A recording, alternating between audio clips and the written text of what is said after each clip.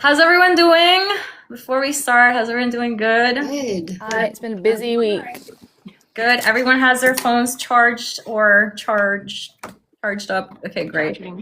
Plugged in. Awesome. So we're good to start. Welcome everyone. Thank you so much for being here. I see there's 34 of you. I'm so excited. Thank you so much for registering and for joining. We're all Resident Evil fans. We're all very passionate about it in different ways. So that's what we're going to talk about, right? We're just going to talk about everything that we love about the games. You guys are more than welcome to also comment at the end of the session. So we have a list of questions that we're going to go through. At the end of those questions, we're going to allow the audience to ask questions as well. So we're going to pick a handful of questions from the audience. So you guys stick around and then we can go through your questions, okay? All right, so I'm gonna start off with the introductions. Wait, what's going on? Okay, I'm gonna start off with the introductions. Sarah, can you tell us a little bit about yourself? Hey, I'm Sarah, also known as Lady Crazy Dragon. I yap about games that I like, which changes, and at the moment it's Resident Evil, which is amazing. I normally do memes, edits, and talk, but that's me and my content, and I just love Resident Evil, the characters, and the world so much. And that's me. Thank you. You know what? I should have started with myself with the introduction before. Apologies. My name is Erica. You can find me as Erica or Erimi Art on TikTok. I also do gaming content and I just like to yap about things. So I'll just record myself yapping about some random topic at 2 a.m. And I love Resident Evil. It's one of my favorite things ever. And my favorite thing about it is probably the storytelling. Just all the characters are very near and dear to me. And what else? Yeah, that's about it. To keep it simple for now. We'll elaborate later. Now, Eris, your turn. Hello, Claire.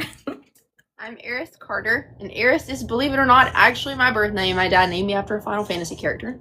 That's so cool. I am a Claire Redfield cosplayer, and the thing that I love most about Resident Evil is specifically the nonverbal storytelling, the little details that you get in the environment that tell you what's going on more than the actual dialogue between the characters. Such a lost art and beautiful set design. Yes, such a great answer. Thank you. Tug, you're next. Okay, I'm Tug. What I love most about Resident Evil, I create videos where I yap. That's pretty much all I do is yap and yap on my page. So that's basically it. But what I love most about Resident Evil, I do love the storytelling a lot, but I think my biggest thing is gameplay because I have so much fun. Like there's so many games to play and you can just sit there and play for hours and hours and hours and the time just gets away from you because there's so much fun. True. I love that. Thank you for sharing. I love the gameplay. That's definitely my second favorite thing. I'm just not great at aim, you guys. Neither. Oh my god. I'm not great at aim, you guys. Oh, I just heard myself in the back. Millie, you're next on my list. Someone has like the echo. I don't know who I it think it's is. Josh. Okay. Sorry, Josh. I meant to single you out there. Okay. Millie, you're up next. Tell us about Hello. Yes, I'm Millie or Millie Miscast. You probably know me from my Resident Evil streams. I'm also a training voice actor. I'm new to the Resident Evil fandom and I've been streaming my discovery of the series recently. I know a lot of people have started following me because of that and I'm really enjoying it. And my favorite thing about the games is the characters and the storytelling. Like every time I finish a game, it's like, what the fuck just happened? Yes. Absolutely. Totally agree with that. Thank you for sharing. May, our mini Lady D, Lady Mini D. Hi, I'm May, also known as Lady Morningstar. I'm a Capcom creator. I do mostly Resident Evil cosplays, artwork, and other gaming videos. I think everybody else has pretty much answered my favorite reason for Resident Evil. It's the storytelling. Like, it's a great freaking story. Like, you just can't get any better. And it has an amazing character. So it's just so much to love about it. I love more about it than I do dislike it. Absolutely, yeah. Thank you so much for sharing that. I appreciate it. Recovery. Hi. I go by the handle Recovery 9mm. I just make like a wide variety of gaming content, gaming moments, especially Resident Evil. I have spent so much money on Resident Evil games. It's unhealthy. Real. What I like about it the most is the fact that it offers not only a wide variety of gameplay throughout the franchise, but also a wide variety of stories to be engaged in on top of the great gameplay that it has to offer. So it really does offer a lot as a fan. Totally agree. Totally agree. Cool. Thank you so much for sharing. I completely agree with that. And it is very expensive to be a Resident Evil. Yes. Yes. Very. Okay. And last but not least, Josh. Hello. Name is Josh. As my name says, Josh Statics. I do mostly gaming content. Been doing gaming content, I mean, for like a long time. Also, like May, I'm also I never said this, but I am a part of the Capcom creators too. So this is a cool thing. Yeah, it's cool thing to be a part of this thing that we love. The thing that I love about the Resident Evil franchise is like I love the characters, the stories. Main thing I really care about is the replay value, and the games for me gives me a lot of replay value. It's one of the main things I keep coming back to more than any other franchise out there. I just love everything about it. Like I like the memes, the culture, when you're around good people, and just sharing all good things about it, though. So I love everything all around about it. Hell yeah. I love that. Thank you so much, Josh. Oh, yeah. I love everything about it, honestly. Now that everyone's been introduced, we're ready for the burning questions. And we're going to go in the same order. Starting off with, I guess, me, before I forget to answer my own questions. Yes, because you are part of this, ma'am. You lead and we follow. So the first question, you guys are ready? Okay. The first question is, what is your favorite Resident Evil game and why? Now, a lot of you know this, but my favorite Resident Evil game is Resident Evil Revelations. Why? It's because it's very corny. That's like a Resident Evil standard, right? Corniness and whatnot. Because Jill Valentine is my favorite character, and so is Chris Redfield, and I think they're very cutesy. The dialogue between all the variety of characters in that game is great. Jessica is a great character. The design is great. The atmosphere, it's kind of like a horror movie. Very unique for a Resident Evil game. It's like you're inside of ships, and it's so eerie, and I love it. And I think if it were to be remade, it would make an amazing remake. So yeah, that is my answer. And Sarah, your turn. My favorite game is Requiem. It's the game that got me to start and try the series. I'm not gonna lie, seeing edits of Leon Kennedy is why I'm here. But I didn't start with it. But when I got to it, you can tell that it's been made by a group of people that love what they do and love this series. There's so many references to like Resident Evil 1, even Resident Evil 0, like with the roof thing, like that's also in 0. So every single time I go back and play an old game after playing Requiem, I just love it so much. And that's the thing that I like probably the most about Requiem is just, you can tell how much love there is for this series. But yeah, that's probably my favorite. And it's the only one I've done in Insanity because they made it easy. But that's me. I love that. Yes, I've played like Requiem so many times this year already, so I get you. I've done six playthroughs now. Hell yeah. Awesome. Thank you for sharing, Sarah. Eris, it's your turn to tell us about your favorite. My favorite is always going to be the original Resident Evil 1. That's the one that I grew up on and played over and over again and like memorized the exact way to maneuver through the hallway so that the zombie can't bite me, even if it should be physically impossible to get past it. And I know that my main reason for loving 1 is just purely the nostalgia and being raised on that game, but also just I feel like working within the limitations of their time, they achieved so much. Like looking at that game as a product of its era and seeing just the graphics compared to much else that was on the market at the time. Like if I play like a Tomb Raider game from around the same era, I can't see where I'm going. I can barely distinguish one stone wall from the next. But they really did such a good job of creating environments that feel lifelike, like you're there in their actual rooms. And they just created such an amazing atmosphere when they pair it with the music, minus the wah wah wah kind of. But I love it. Love it. I love that. Thank you so much. I do think 1 is just so dear and unique. And you were right, it was pretty groundbreaking as well as a game. So thank you for your answer. Tug, are you ready? I'm ready.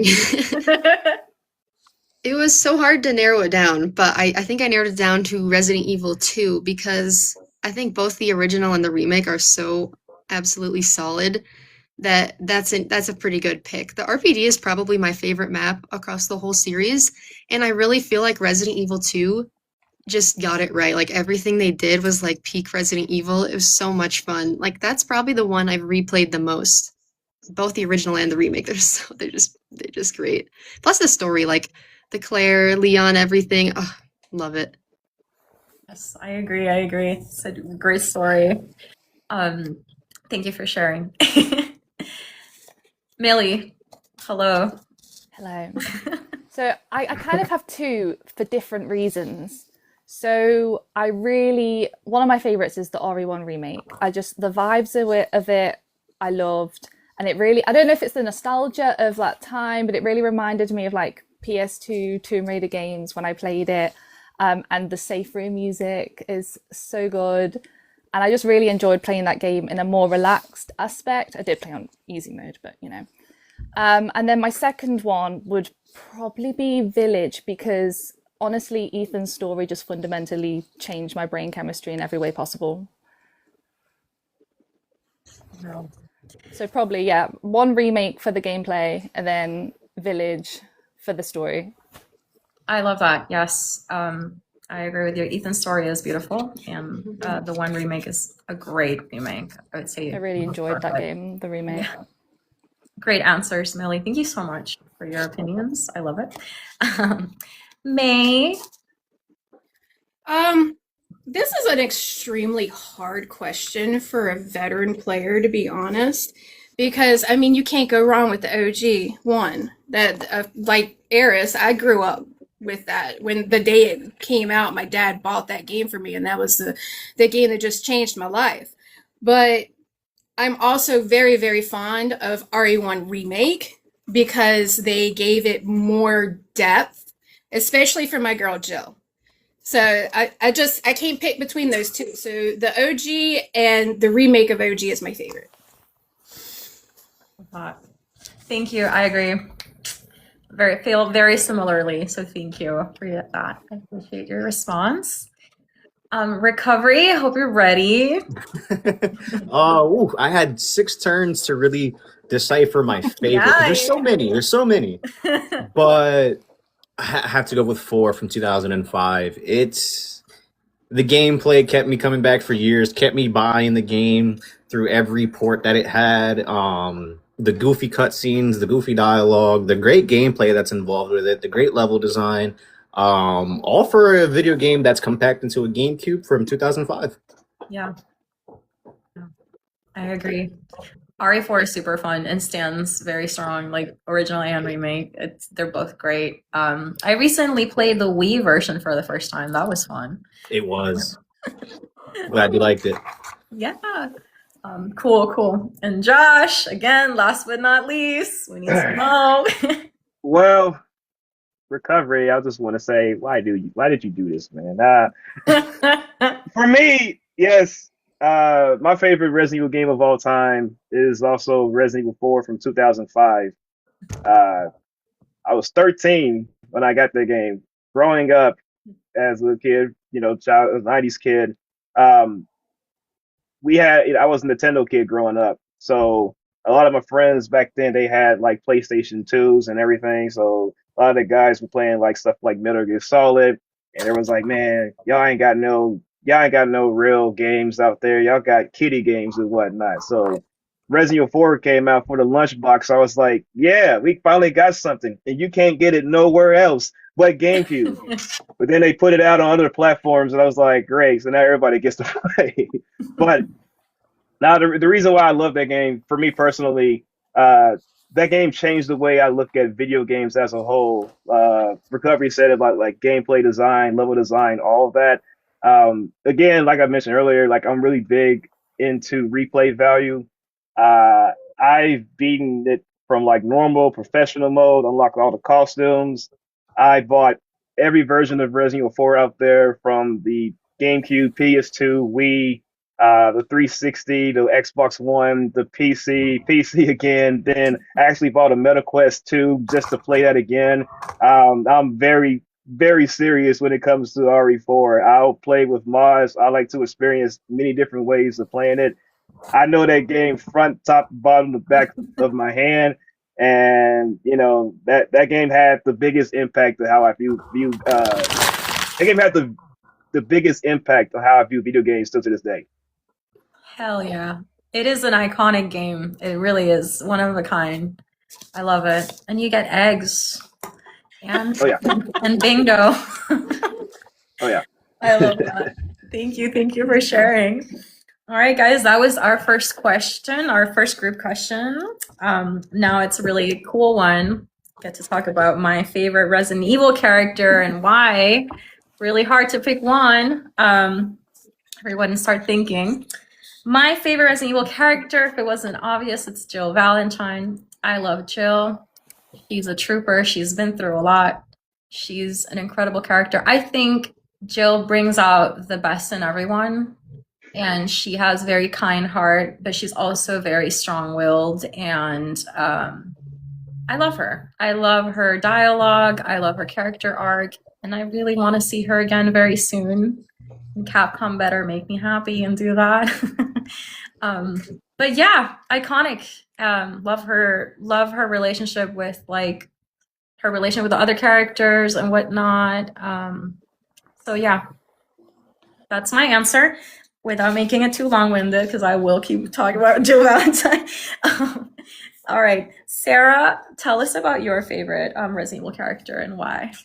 My favorite Resident Evil character is Leon Kennedy, surprisingly. I love Leon. And yeah, he's funny and I love his one-liners, and that's one part of him, but I trauma bond with my favorite characters a lot. And the thing that I love about Leon is how he's been through so much, but the core of who he is stays the same. He's always prioritizing protecting people, and he always cracks a joke. And I just love seeing his progression through, for me, the second remake, the fourth remake into 9, that entire journey. I just fell in love with that guy. I love him so freaking much, and yeah. We better get a story DLC soon. I love that. Number one dad joke enjoyer, Leon Kennedy. We love that. Okay, Eris, tell us about your favorite character, even though I haven't inkling. Embarrassingly, it's Albert Wesker. You heard it here first, folks. And that's sacrilege. I would dress as Wesker if I had the jaw for it. I love this character in particular. Not before 5. I want to clarify that like my favorite version of Wesker in terms of appearance would be before 5, but 5 added so much to his lore that it's at that point that he becomes compelling for me, where they've fleshed him out to be someone who believes so strongly in this meritocracy that he was raised with, and that people's values should be determined by like merit. And he lives in a world where wealthy people like Oswald Spencer get to decide people's fate and control those that he considers more deserving and hardworking like himself. But at the same time, he doesn't quite meet his definition of excellence. because someone like Chris, who has nothing and has worked for everything he has, is like, exceeding him in terms of his marksmanship and stuff like that. Whereas Wesker has still been provided resources from his rich adoptive father or whatever in order to make sure that he excels and succeeds in life. So he has like all these deeply like ingrained insecurities and sense of inadequacy and intense jealousy at play, but he still thinks he's a superior being.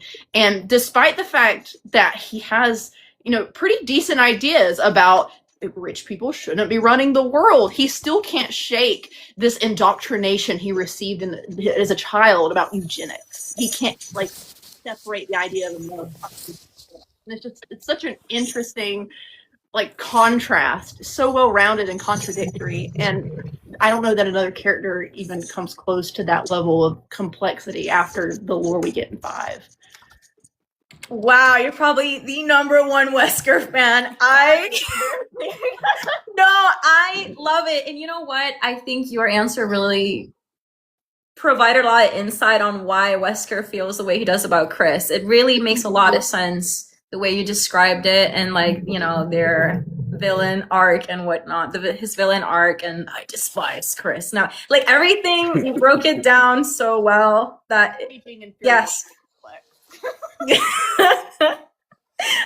Before I keep going with Chris and Wesker, thank you for your response, Eris. I thought that was great breakdown of Wesker's character.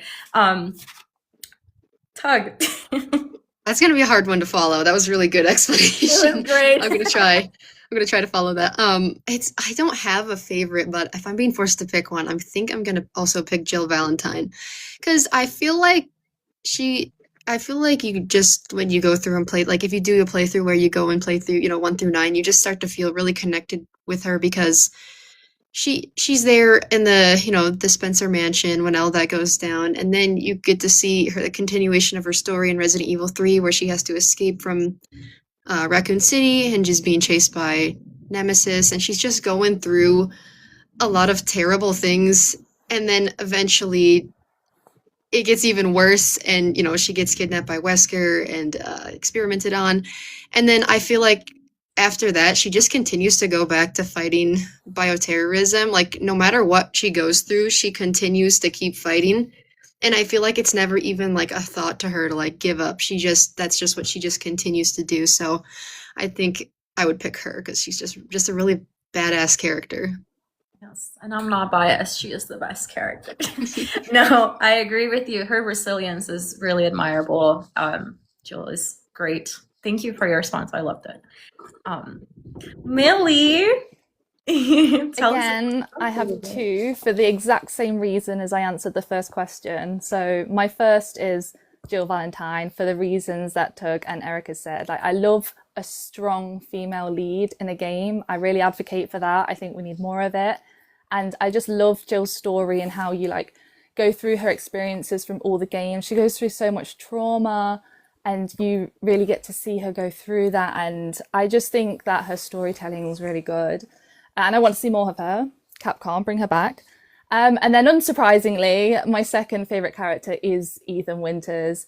Like, I know there's some speculation whether he is just a guy or not, but he just, as someone who has had less like military training and is just doing everything he can to basically save his family, it really hits you in the heart. And I have not cried as much as I did finishing his saga. And I think they ended his story really well. I think they closed it quite nicely. And like I said, his story has fundamentally changed my brain chemistry, and I'll never be the same again. I love that. Great finish. I love that. Yes, Ethan is a great character. I love him so much. May, what's your favorite and why? This is such a hard question, man. You're like making me really think, I have categories for favorites. I've got female, male, and villain. And it's so funny when people ask me this question, they always think Lady D because I cosplay her. It's not. My favorite female, Jill Valentine. Male, Leon Kennedy. And villain, Wesker. Oh, yeah. And every single one of you have already answered why I love them. So I don't think I really need to go into full detail.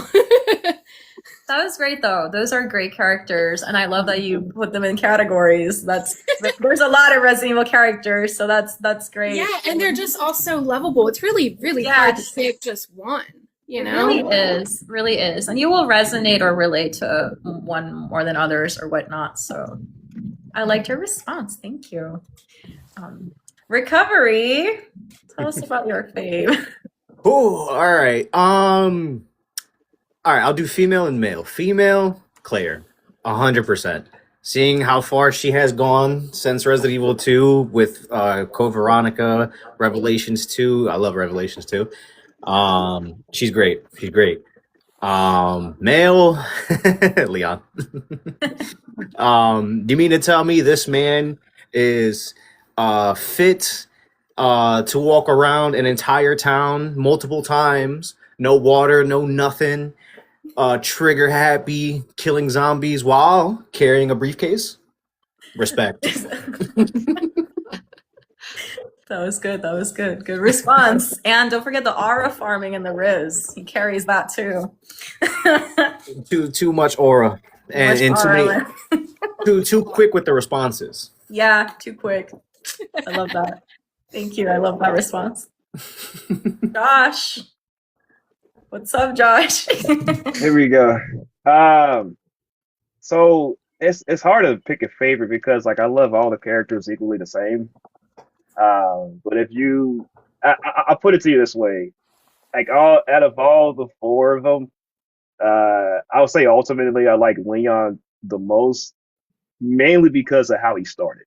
I like the fact that he started off as an inexperienced person who was naive, and then he becomes this badass over time, but it feels earned.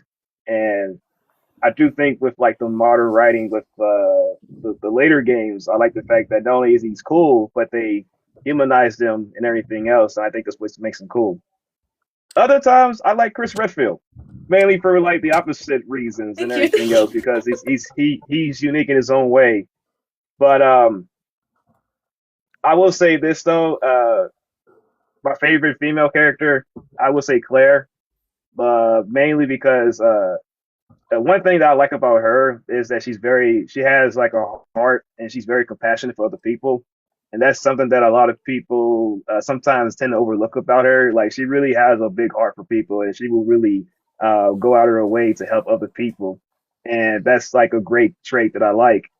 And Capcom, y'all need to start giving more love to the female characters. That's all I'm gonna say. I just want to say, give a little bit more love to the female characters. That's all I'm gonna say. Yes. But yeah. Totally agree. I love your response, and I do love Claire. She really wants to make the world a better place. I love that. She's my second favorite female character. She's right there beside Jill. They are the best top two females, I'm telling you. We need more of them. Capcom! Come on! We do. Yes, I love that. Guys had great responses. Thank you for mentioning Chris Redfield, Josh, for no reason. Okay, this one, I'm so excited for this one. This one's gonna be a fun one. But your favorite dialogue or lines from Resident Evil? It's really hard for me because Resident Evil is full of corny freaking lines. I get to answer first, which is like crazy, but 7 minutes is a classic. I really like some of Jill's lines. I really like Jill Sandwich. Jill Sandwich is really funny. I really like Carlos's lines. Like, here's a weird fucking door. That was good. That was good. I really like just like Chris and Sheva just like, come on. That's a vocal stem. That is a constant vocal stem. Yes. Come on, Chris, come on. Chris! Yeah, it's great. Let me think of like one more. Oh my God, Leon. So recently, I don't know if you guys have seen that interview where Nick is saying that they cut this dialogue for Leon and Requiem. And he says, "You've been an itsy bitsy pain in my ass." And that would have been my favorite line if they would have kept But honestly, guys, there's so many lines, so many lines. Like Revelations has really funny lines. What Parker tells to Jessica, Jessica, maybe he's already taken. It's funny, man. Chris talking about Jessica's thermal underwear. That was unhinged. That was crazy. Anyway, I'll keep going. I'll stop. Sarah. All right, this is really hard. I think, okay, Leon has fantastic lines. My favorite one-liner of his is in RE4, and it's when you come across a guy who's impaled on a spike, and it's way to stick the landing. Every time I cackle. I think it's so funny. It's so slept on, that line. Amazing. But dialogue-wise, my favorite interaction is probably the confrontation scene between Leon and Ada. Ada's my favorite female character, I didn't get to say. But I adore that so much. And from the moment where it's, oh, Leon, that switch, perfection. I love it so freaking much. But yeah, there's so many good ones, though. But yeah, I won't ramble. I'll stop there. I agree. That's a really hard question because I love some of the dialogue is just so iconic. So I know this would be a hard one. Eris. I love in Revelations 2 when Claire says, I was almost a Claire sandwich, and then Mora gets pissed because she's like, her dad tell the story. And I thought it provides such a good glimpse into the fact that they're interacting like a family, like behind the scenes between games. I love that. And the fact that Barry is like telling the story about the Spencer Mason cracking dad jokes, like that made it canon for the character. Like, it's not just bad writing, that's an aspect of his personality now. Yes. Picking up on it. But I also really love in Resident Evil 5 when Albert Wesker asks for an egg in Mercenaries and goes, "You will give me an egg!" Why did they do that? Why did they make that decision? Nail the accent. The urgency with which this man needs eggs is frightening. Eris, can I say your responses are so unique? I love them. I love it. It's great. Tug, tell us. Okay, I think one of my favorites is in Resident Evil 4 from 2005. This really dramatic scene of Salazar finally mutating into his final form. It's a pretty long scene, and then Leon just goes, "Monsters. Guess after this there'll be one less to worry about." Cracks me up. Like, Iconic. that cracks me up every single time. Another one I like is in Code Veronica when Wesker's like, "Chris, oh little fishy, come see my hook." Like, he's talking to himself. Like, that was so unnecessary. I love that line. There's a lot of good ones though. I know, it's really hard. Yeah. And pretty much any of the original dialogue, it's all amazing. It's so cheesy. It's good. I know. Also, sometimes it's just the one word they say, like Chris and Code Veronica, like, "Hey." Or just Leon saying, "Way." Absolutely. I love that. Millie.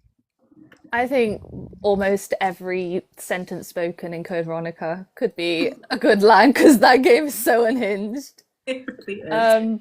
But some specific ones that I'd see myself just repeating out of the middle of nowhere, like I'm gallivanting in a field and all of a sudden I'm just coming out with these stupid quotes. I like Alexia and Father. They're ones I say, and also the Chris, come on, Chris, come on. That comes out a lot. And then another one that I actually remembered it when I was replaying the game the other day. But when Ethan goes, "A fucking pocket knife," with like no emotion, just like a fucking pocket knife, that always makes me cackle. I love that. May. It's a hard one. Well, there are so many good lines. It really is. But some of my favorites are from the OG, like, "Jill, run for that house!" Or, "You are almost a Jill sandwich." And of course, 7 minutes is another favorite. I find myself quoting those all the time. Yeah. And ever since Village came out, I'm always like, "Shut up, child." Like, adults aren't talking. The whole Lady D thing. Like, I just can't get over it, Man thing. Yes. Yeah, you stupid man thing. I'm always saying that to my husband just to fuck with him. I love that. You're so right. Lady Goose has some really iconic lines. I love her so much. Thank you. Those were great responses. Recovery. Hi. So, okay, the best thing about this is I always ask people, I say, what is the one thing that Leon has in his original Resident Evil 4 game that he doesn't have in the remake? Wait. Gum. Come. Because in the second chapter of 05, when Lewis says, "Okay, I only have one very important question. You got to smoke?" He's like, "I got gum." Oh. That was a great scene in the car. He doesn't have gum in the remake. Yes, I love that. I love that. Valid. Iconic. Yeah. Hell yeah. Josh, now you need to tell us. Oh man. I mean, there's so much iconicisms in the lines in Resident Evil, but like May, I have to go with the original one, mainly because of the cheesiness of it. Barry Burton is underrated for like one-liners, though. If you really sit there and think about it, 'cause he has lines where he'll go to like the second floor of the main hall, the main house or whatever, and he tells the jail, "Whoa, this hall is dangerous." He's like, "It's not a hall. It's the second floor upstairs." Or, the little things, the iconic, "That was too close. You were almost a Jill sandwich," It's just, I don't know, the whole entire game is just a lot of cheesy one-liners. Even like Wesker says, "Stop. Don't open that door." It's just so much like unintended iconicism lines in there that I just love it for all the reasons. So anytime people talk about like favorite quotes, I more than likely will quote the OG, mainly because of how unhinged and how funny it is unintendedly. So Love that. Yes, I agree. And Barry, icon. We need to see him. All right, this one should be pretty simple, straightforward, but it was hard for me. Your favorite music. It could be from an entire game. It could be a specific track. Resident Evil 1, Safe Room music, the GOAT. Revelation soundtrack, underrated. Village has really great tracks. There's a lot for me, but just to mention a couple. Yeah, that's my answer. Sarah, tell us about your favorite music in Resident Evil. I love the music as a whole, just for how atmospheric it all is. That's like a cheat answer for like everything. But when I think of Resident Evil music, the first thing I think of is like the title screen music, and then the Resident Evil when you press the button, which I know isn't a song, but I always add that in like with Requiem because it doesn't feel the same when you don't have that there. So I know the title music I always think is such a great way to get into this game, and then that little Resident Evil is my favorite. I love it. I love it. Oh, actually, I have another one. I forgot. There is music in Ada's Separate Ways DLC that isn't with Leon's, and I adore that because of the way that they use the music to tell her perspective. So it's just another layer to the storytelling. Fantastic. Yes, I love when the characters have their own themes. Yeah, Ada does have her own themes, and yes, I love that detail about the game as well. Great answer. Thank you, Sarah. Eris, tell us. I love the Resident Evil 1 remake save room music and the main hall music, to the point where when I was a toddler, like in order to get me to go to sleep at night, my dad would have to run around the Spencer Mansion in the 1 remake so that I would hear the music. That's amazing. So soothing to me. But I also really love when you have the little roll and you're in Code Veronica and you're in the palace, not the private residence, but the palace, and you go upstairs into that like arcade room and you put that in, the music that starts playing in there, not the music boxes in the private residence, but in the palace. That is a bop. I love that. Yes, yes, you're so right. Code Veronica has also great like safe room music. That's yes, I love that. Um, Tug, tell us. So I think my favorite Save Room is also one remake because it is like even as an adult it's super relaxing. So I imagine as a kid, yeah. But Yeah. I think I also really love the main hall music in Resident Evil 2, and I love how they like used a remix version of that in Requiem when you get to the RPD. When I heard that music, I was like, I think I ascended a little bit. I was like, yes, I remember this. I remember this. Yay. But and then another one that I oddly liked a lot was Go Tell Aunt Rhody in Resident Evil 7. It was like they kind of like randomly added a theme for that game, but it fits so well. Like I love hearing that too. I'm like every time I hear it now, I'm like Resident Evil 7. So I really like that. I love it. It's very unique too. hmm Listen, yeah, very eerie. Yeah. Love that response. Creepy. Thank you. Millie? Mine's the Ori 1 Remake safe room music as well. Specifically the medical room, because that was the only safe room I could actually get to off by heart without looking at my map and going crazy. And then also Go Tell Aunt Rhody just gets me up on the dance floor. Like, what a banger. Y'all twerking to Yeah. I love that. Thank you, Millie. Those are great responses. May? Hey, these questions, yo. I refuse to pick. I say all of the above because no lie, every single night I listen to Resident Evil music to go to sleep. Period, the vinyls? The Okay. vinyls. Yes. I had to grab these to show you. Like, I cannot pick a favorite for that. No, I just love Resident Evil music. Even this is weird for me to say, but even the movies, like I love all of the music to Resident Evil because it's a vibe and it's just so good. I can't pick all of the above. I love that. Yeah, I'm telling y'all, this is really hard because we're real fans when there's so much to love about it, right? Yeah, it is hard. It's hard. Thank you for your response, May.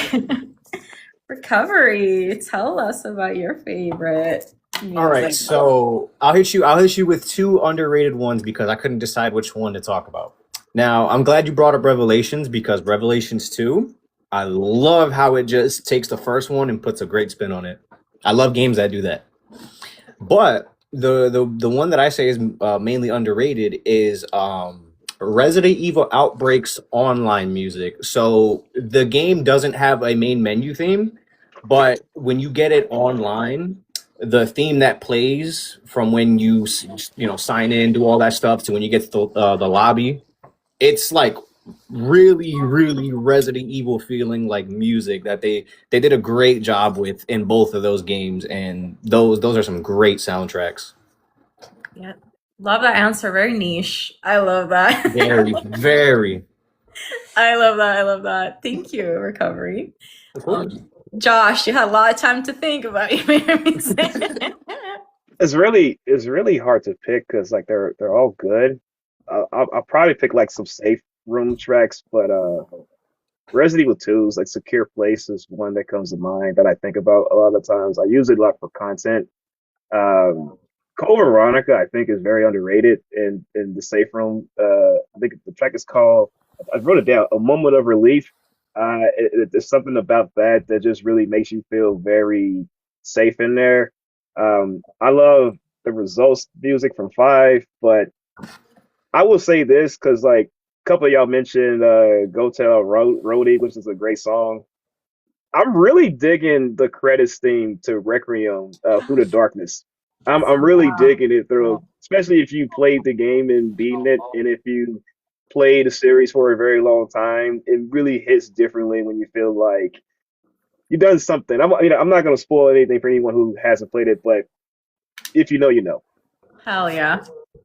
I love that response. Requiem did a great thing with compiling like the vibe of all the previous, games. I think it was great. And like Tug, like you mentioned, right, with the RE2, going back to RPD and all that stuff. and the little themes. I love it.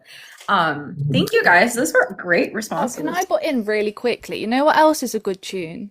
You know the credits tune to the RE4 remake? I was streaming it and I got up to go to the toilet and I came back and I put my headphones in and I was like, hang on, what's going on here? Are we at the club?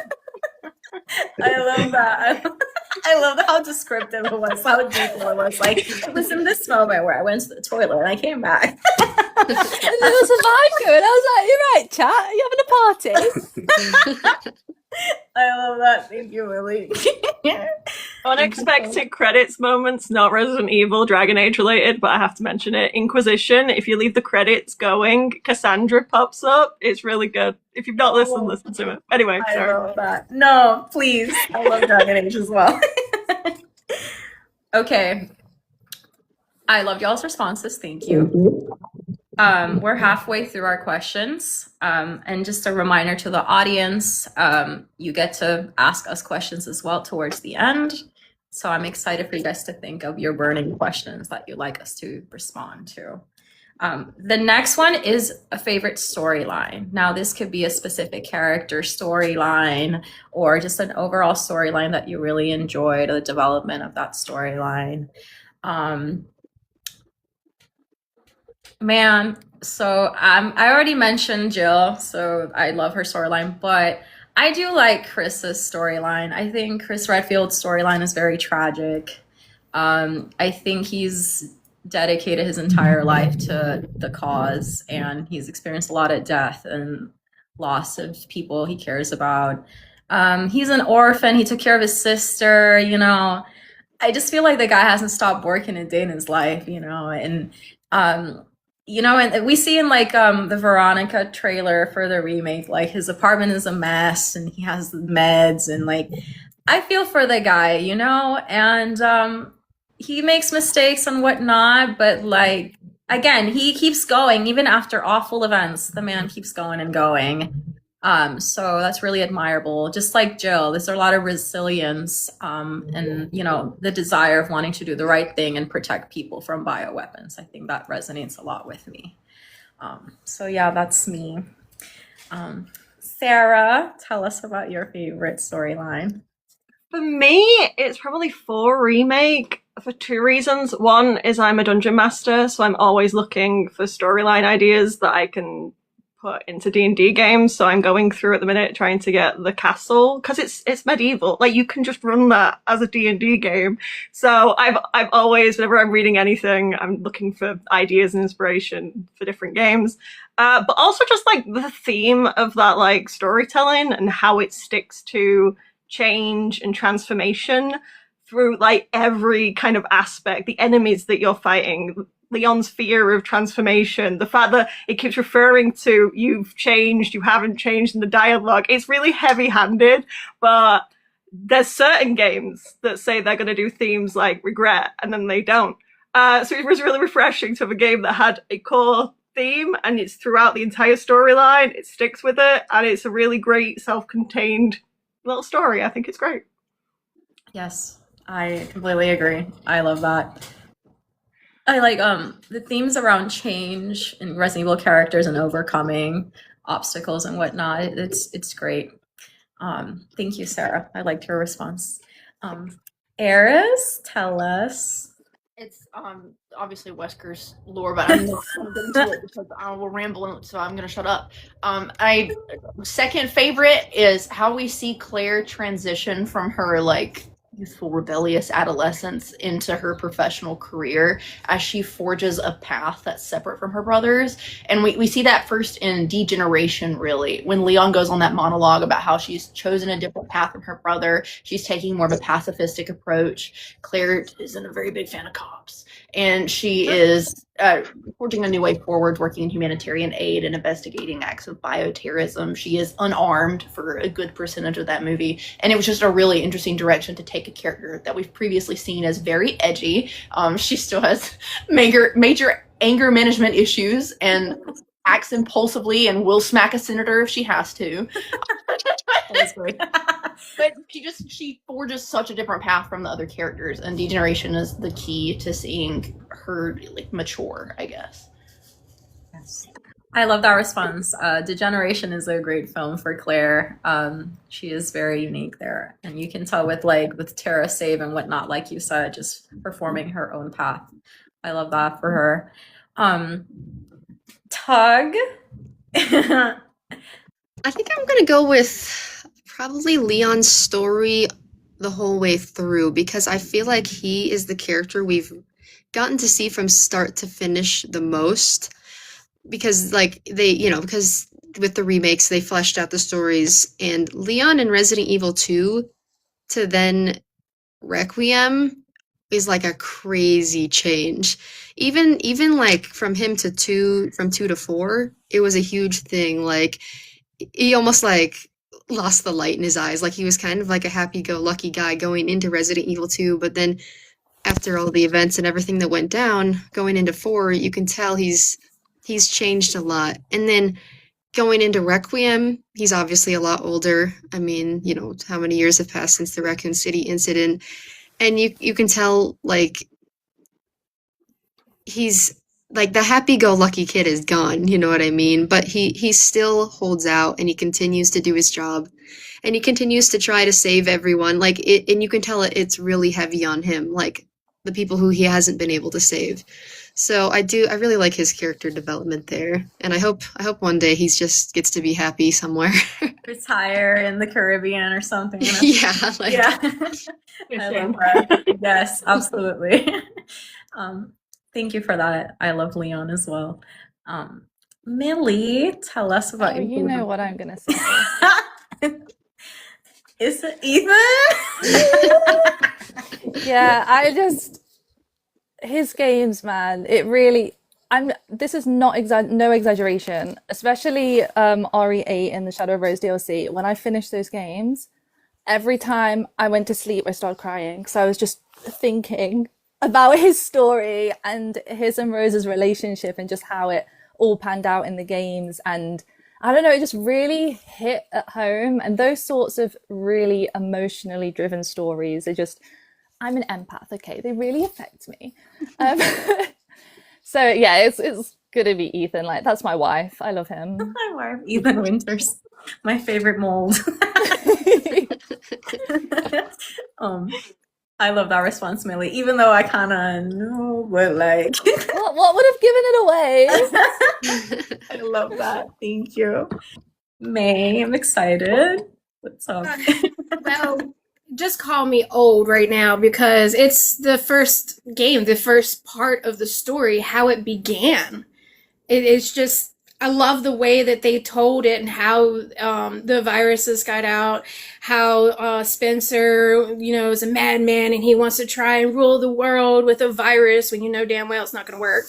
But I love the way that everyone was introduced and how that very first story just started to grow. It's just the nostalgia of it, really. It's my bedtime story. It's my comfort. I love the beginning of the story, Absolutely. What started it all? Absolutely. Great response. Thank you. Recovery. So, I thought about this and I gotta say, RE4 Remake personally, I feel like did a lot more for me when it came to like Leon's background and like going at least a little more in depth into it. Like even in terms of like, let's say Operation Javier, where it was never mentioned in the original game as to how him and Krauser know each other and stuff like that. So bringing up something like that from Dark Side Chronicles, which is also a great game, to kind of like add a little background to it, I thought it was great. And even so, Leon's I feel like 4 is just a great midpoint for Leon. It's like it's not his beginning, it's not his end, it's like right there in the middle. It's like you're getting to see him for the first time in his new persona in a way. Yeah. I love that. Yes. I love for Leon. You can tell it's kind of like you said, halfway through his journey. Mhm. Yes, I love that. Thank you. And Josh, last but not least. This is going to be very interesting. Because few of y'all mentioned four remake especially. I love that y'all touched on Leon's. Uh,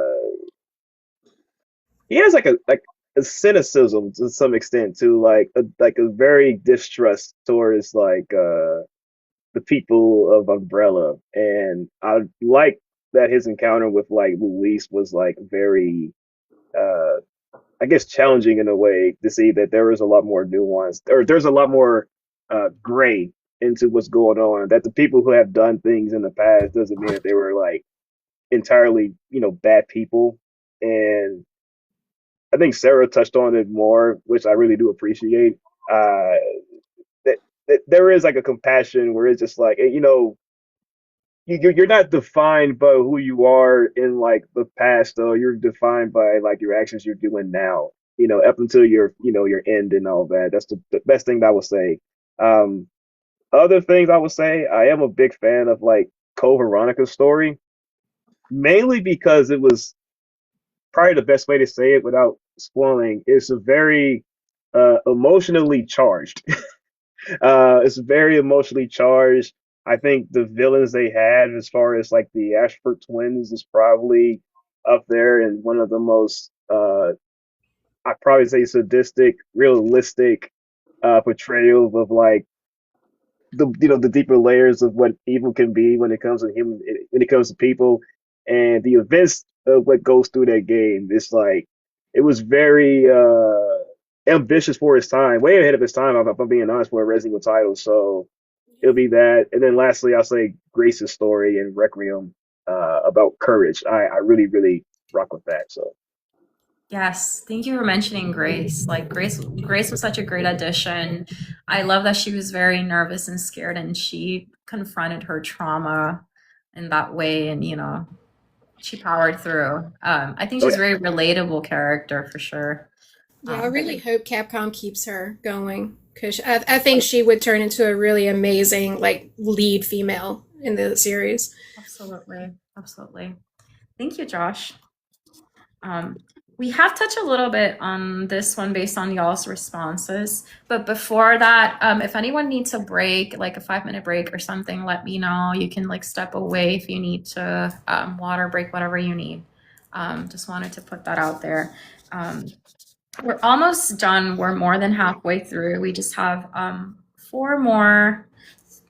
We have three more questions, and then we're going to open up the audience questions. So again, I'd like to remind the audience to put your questions in the chats. We're going to go through them and pick what we'd like to answer. So please share with us. We'd also like to know your opinions and thoughts about it. Favorite non-mainline game? Think about that, even though you guys know my answer. It is Revelations, but not Revelations. Let me think about this. Code Veronica, even though for me it was really, really challenging, but I think that's a great on mainline. Dark Side Chronicles is so much fun to play. So much fun. I recently got the little guns, and honestly, like the little guns really makes the game like playing it as intended. I feel like it just elevates it to the next level, so yeah, those are my responses. Now Sarah.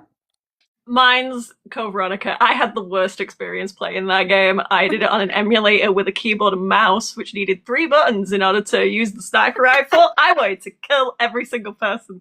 But it was worth it because I wanted to see more Wesker, more Chris. I wanted to see Chris and Claire and those interactions. I think they are so freaking good. 5 and Code Veronica are the games that I really fell in love with Chris. I kind of struggle to connect with Chris in different ways for whatever reason. He's not been given the same remake. Like Leon, we've had that very structured remake story. This is his story with this particular way we're telling it. So for as a new person coming in, it's been like, I keep hearing about this Chris Redfield. I know about boulder punching. But that's it. But no, that game really got me, and yeah, it's just great, and I can't wait for the remake. I think Code Veronica, it's so campy and ridiculous, and I hated every minute of playing it, but it was still worth it. Yes, yes, I love that. Thank you. I absolutely agree. And thank you for having kind thoughts about my guy, Chris. Yeah. Eris, tell us about your favorite non-mainline. It's masochistic of me, but I do also really love Code Veronica. Just the sense of pride and satisfaction you get when you actually survive after having the different sections 8 times, and sometimes you have no ink ribbons left. And if you die, you're gonna just start all over, and it makes you feel accomplished. You have Really to does. earn finishing that game. Really does. Oh my gosh. Yeah, it's probably the Resident Evil game where I've died the most, for sure. Yeah. Tug. I think I'm gonna go with Dead Aim because I feel like it's very underrated, but it was a really good game especially for the time it came out. I thought it was super fun. I mean, it's a little short, obviously. It's a little shorter than the other games. It's because it's a side game, but it was really fun. The story was really fun. Overall, great characters. I had such a good time playing it, and I do think they did a good job with the controls for the time it came out. Like, it felt actually really good even still. Absolutely. I agree. Thank you. That's a niche question. I mean, niche answer. I love it. Millie, tell us. Well, Code Veronica is just iconic in every way. Like the quotes from that game, chef's kiss. I don't know. Do DLCs count as sideline, like non-mainline games? Would you say? I think Because if so. so, Separate again, from the title. yeah. Why not? Well, if so, then I'd probably say Shadow of Rose DLC if I had to go something a bit different, because again, it just really brought together Ethan and Rose's story, and I think they really ended his arc in a very beautiful way in that DLC. They really brought it together. I love that. Thank you. And May, tell us about your favorite non-mainline game. Well, I got 2. And it's actually for a really, I guess you call stupid reason. My first one is Revelations 2. And my second one is, don't kill me for this, Operation Raccoon City. Oh, Yes, I love them both. I love Revelations 2 and Operation Raccoon City mainly because they're both co-op. I love the co-op of the games. 2 is because of Claire. I get to see more of her and learn more about her and where she's been and everything like that. And Operation Raccoon City, I just really like the fact that they brought in the Umbrella Corp units, and you get to see a little bit more into them and what they're about and stuff like that. I don't know, I just found that interesting. So it's one of my favorites. I love that. Yes. I love that response. Thank you. You can there's so many, you can get so much lore and cool stories in the non-mainline games. So I think more people need to give them a chance for sure. Recovery.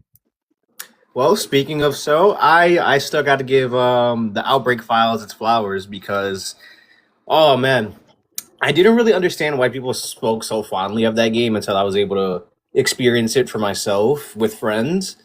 And wow, just an amazing survival horror title, an amazing co-op title. And it's I think 23 years later, it's still aged very well, and there's still so much replay value into it. The mechanics put into every single character, the outcomes, the different endings, the different possibilities, the uses that each character have, the team dynamics, I see why people speak fondly of those games. Oh yeah. I love that response. Thank you so much. Josh, tell us. Oh man, we're gonna play Outbreak one day. We're gonna play it. Surprisingly enough, I've never played Outbreak. I didn't have that ability when it was, in its prime. I would really love to play it. It's still an option till this day. It's a tedious way to set it up, but once you get it set up, it is worth it. I enjoy it. Yeah. Man, for me, it probably Revelations 1 and 2 for different reasons. Uh, I like Revelations 1 mainly because we get to play Jill for obvious reasons. I do think like the setting in the Queen Zenobia is like very we don't get a lot of like ships in Resident Evil games, but I don't know, it's something about that atmosphere and vibe I thought was pretty cool. I love the episode format they did to make it feel like this weird TV series. So I really enjoyed that. Uh, I like Revelations 2 mainly for the story of it, and I love the interactions between Claire, Moira, and then Barry and that girl. I think her name was what Natalie. I think her name Natalie. I think Natalia. and Natalie. Thank you, Natalia. Thank you. But yeah, I just love the story of it. It was also kind of a little mostly charged on that one too. But yeah, I just like it for different reasons. Both one of the main things I loved about it, raid mode. I think it's great to play with some friends. I wish we get more real co-op opportunities from Capcom. You know, they nailed it right. Yeah, you see But how yeah, hard I'm shaking my head, right? I totally fucking agree. Like we need more co-op. yeah, Yes. like the fun kind of co-op, like the one Yes. where everyone agrees. You know, it's all a good. You know, do it for the community. You know. But yeah, but Revelations 1 and 2 for me. Hell yeah. Someone mentioned Alex Wesker in the chat. Hell yeah, icon. I can say Amazing. so much about Revelations 2, but that's going to take up the whole live. Thank you guys. Those were awesome responses. And it gets, for those who haven't played the non-mainline games, or not all of them, please give them a chance. They're so good. Alrighty, guys. We are almost done. Just two more questions. This one is what you want to see in the Code Veronica remake. Now, we all talked about, we mentioned how much we love Code Veronica throughout the entirety of this. So, yeah, personally, I cannot wait for us to see a young Chris in the new Hari engine. I've always, if you see my content, it's always about me wanting Capcom to humanize Chris even further. And I think getting to know a young Chris, and he is so relatable in Code Veronica. He's like just as funny as Leon, you know, he's just a goofy guy. Hey. Hey. So I'm really looking forward for people to see that Chris, because I feel like, especially in the most recent games, Chris is very like serious, and you know, he's like straight down to business, you know, kind of guy smoking cigarettes and whatever. But and of course Claire, I'm so excited to see Claire, so I really want her to be like just the best. Like I cannot wait to see how they're gonna do it, the corny, how they're gonna make it relevant to today, but also keep like the spirit and essence of Code Veronica. And this might be controversial, maybe, I don't know. I want Jill to be at the end of the game in an epilogue or something, in a DLC or something. Jill, in some way, shape, or form, I want her to be mentioned. But yeah, that's just me hopeful thinking. But yes, Sarah, tell us of what you'd like to see in the Code Veronica remake. One thing I'm really excited for that they've already kind of hinted at is getting more of a developed start. Because I love the first cutscene. I think it's really great. It's iconic. But I do feel like you're just thrown in and you're there. So it's nice that we've seen that we might actually get a bit more of like Claire actually trying to track down Chris, and more story that way rather than told to us, you know, we actually get to like play it. So I'm excited for that. Also, as an identical twin, I'm really interested to see how they're going to do the twin dynamic, because that's something that is not always done well. So Yeah. But it's also like, it's really interesting, like the psychological connection of twins. So like losing a twin or having a twin like kept away from you and things like that. There's something I can understand it. Like the twin thing is Twins are weird, as Ross said in Friends. But yeah, I'm excited to see how they do that. I love that. That is a very unique response as a twin. Like that is a very good perspective. I love that. Thank you. Eris, tell us, what would you like to see? I'm really excited to see Chris and Claire interact because we barely get any of that. Like we see them in Death Island where they have minimal communication. Chris is not great at communicating with people, and we saw it briefly in the original Code Veronica, but it was a little eccentric the way they communicated. And I think part of that was I've heard that originally it was supposed to be Jill in that role and not Claire, so it doesn't read as siblings as much. But I would really love to see more about their dynamic and get more insight into Chris raising Claire, because everyone always envisions Chris as, oh, he would be a perfect father. He would have been like amazing. He is doing everything right. And the reality, because my dad had to raise his little brother, I know that the reality is a teenage boy is not equipped to raise a child very well, and he probably could not get Claire to brush her teeth. And I would love to see the kind of dynamic they have, which should naturally be slightly antagonistic as siblings, but at the same time, he has occupied, probably very poorly, a role as a father. And I want to see how they capture that now that they're taking this very seriously and it's not going to be quite as campy. I love that. Yes, I love that. I can imagine their refrigerator must have been a lot of frozen meals and Lunchables. In the book, it says Chris can't cook and that they live off of like cereal and ham sandwiches and Noodles. What's for dinner, Captain Crunch? Her like dry Quaker instant grit powder, like there's not even water in it. I love that. Kind of makes me think of a Sam and Dean situation. Oh yeah. Yeah. You know what? Chris would be the one eating all the pies. Honestly, Chris and Dean, I think I was talking about this the other day. Chris and Dean have like very similar kind of brain cell thing going on. I think that about Leon and Dean though. It's weird. All right, Tug, tell us what you like to see in Code Veronica. I'm really excited for. I think you touched on it, Erica. Like getting Chris is one of his beginning games, because there's obviously one, but one of his beginning games, getting more attention, getting to see him young, getting to see how he acts differently, than obviously he does now up in Village. Like we're really gonna get to see the difference for him from like Code Veronica to Village, just like we got to see, like I talked about earlier with Leon from 2 to Requiem. I can't wait to get to see that development really play out with Chris. And also Albert Wesker, because this is also one of his first games too. I can't wait to see him young also, and can't wait to see that. And then I think just the story as a whole, based on what they've done with other remakes, I know we're going to get more details and like a lot of, they always add a little extra to the remake. So I'm excited to see what they add into Veronica to like really explain the story even more and flesh it out even more. So for all of the characters too, like Claire, the Redfield reunion, I love that.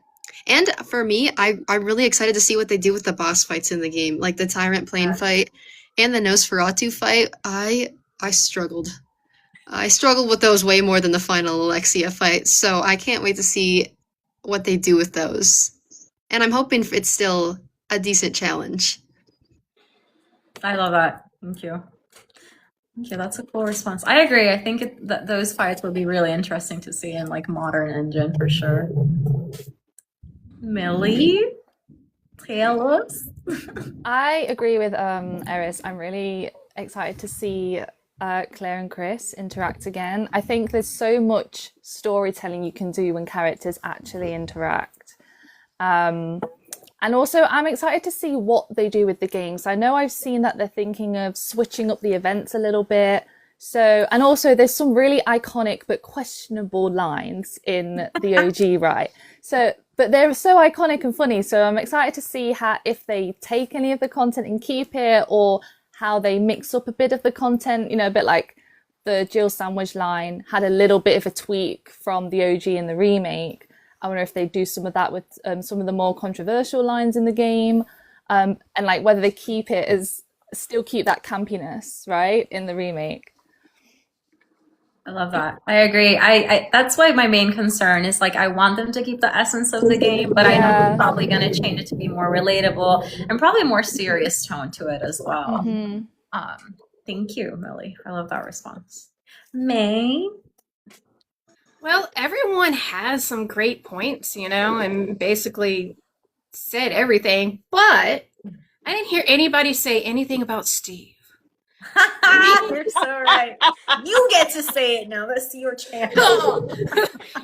I don't, Steve's a great character and everything. I just feel like he was a little bit more underdeveloped. I think he needs a little bit more, So I would really like to see Capcom put a little bit more effort into Steve.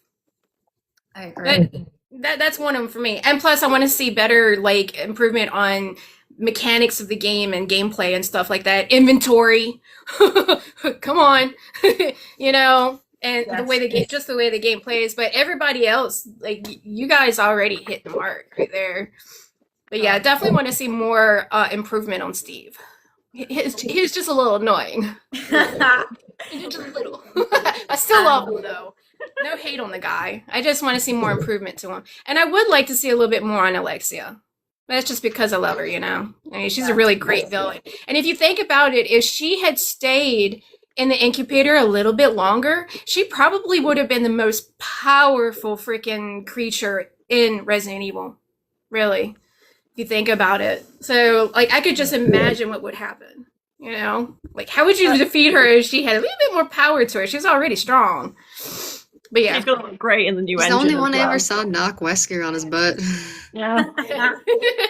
I just can't wait to see what they do. Period. I'm excited. Personally, to me, I think every single one of the remakes that they have done is a masterpiece. I freaking love them. I have nothing about them that I hate. Really, I love them, and I just know that Code Veronica is going to get beautiful treatment, and it deserves it. Absolutely. And then Wesker pushing Claire like that, So unnecessary. Going Chris. maybe let's not do that, Capcom. I'm just kidding. All right. Recovery, tell us what you like to see. One thing I would like to see from the remake, honestly, I'm gonna take this in this direction. I want horror. I want to be scared, whether it's corny moments that get you or a sound that sounds so eerie and distinct that you're like, what was that?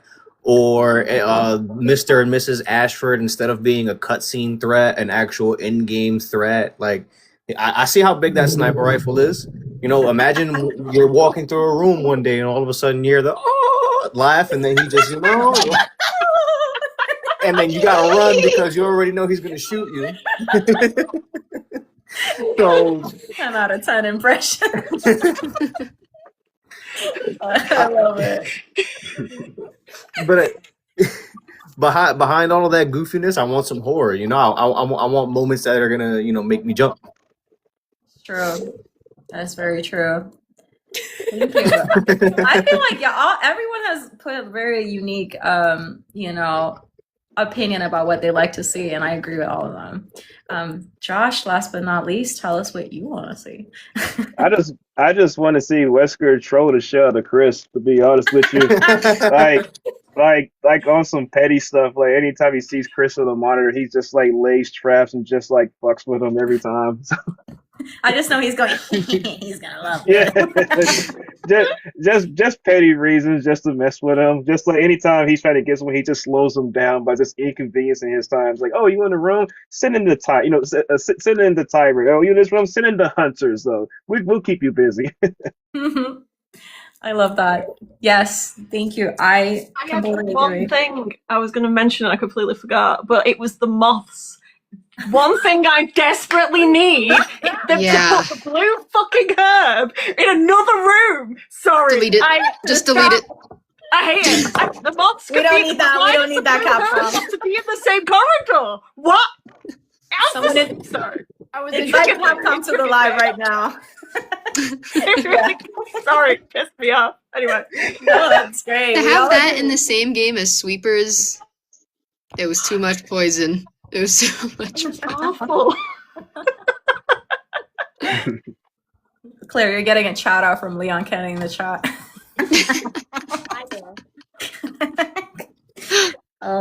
Awesome. Thank you so much. Okay, guys, this is the last group question, and then we're gonna open the audience questions. Guys in the audience, thank you so much for still being here, for those who have stayed throughout the entire thing. Think of your questions, and once I open up that part of the segment, please start sending them, and I'm going to try my best to go through them with my mod, and we can start choosing. All right, and then in your questions, please be kind and respectful. Please try to ask questions that might not generate toxic discourse. That's my only concern. Thank you again to everyone. This one is, please share any positive interactions that you've had with any cast members, whether it's any of the voice actors, anyone involved in the development of the Resident Evil games. I'll start, I guess. Oh my gosh, I've had a lot of interactions because all of these actors are very near and dear to me, and they're in a bunch of other franchises. So let's start. The first one I can think of, Matt Mercer and Neil Newbon, I've met. They're great and lovely. I love Matt's Leon. He's great. Emo Leon, my fave. Nicole Tompkins is great, amazing, kind. She drew a Jill sandwich for me in my print. I love that. Jeff Shine sent the best cameo. He did like a 4-minute cameo for me, and he talked about Chris. And one thing I really liked about a lot of the voice actors is that it shows how much they care about their characters, and they have a lot of empathy and understanding for their characters. Like when I got his response, I was like, damn, he really understands Chris in a way. I thought I was Chris's #1 fan, but he really understands him very well. And you can see that in his performance. But yeah, Maggie Robertson's great. Everyone's great. I haven't met any of the OG actors, but I hope so. And today I got Roger Craig Smith autograph. Thank you to my dear friends. So Sarah, speaking of dear friends, tell us about That your was my experience. interaction. I met Roger Craig Smith today, and he was lovely. But I love Ezio, so that's why I mainly went to go and see him. I love the Border Puncher Chris, though. I think he's iconic. But yeah, he was lovely. It was just a great time meeting him. Massive queue. He spends a lot of time with people, which is great, but not when you're waiting for 3 hours. I got a really good cameo from Nick that's pinned on my page, where I asked him about music through the different games, which you may also read on IGN. Anyway.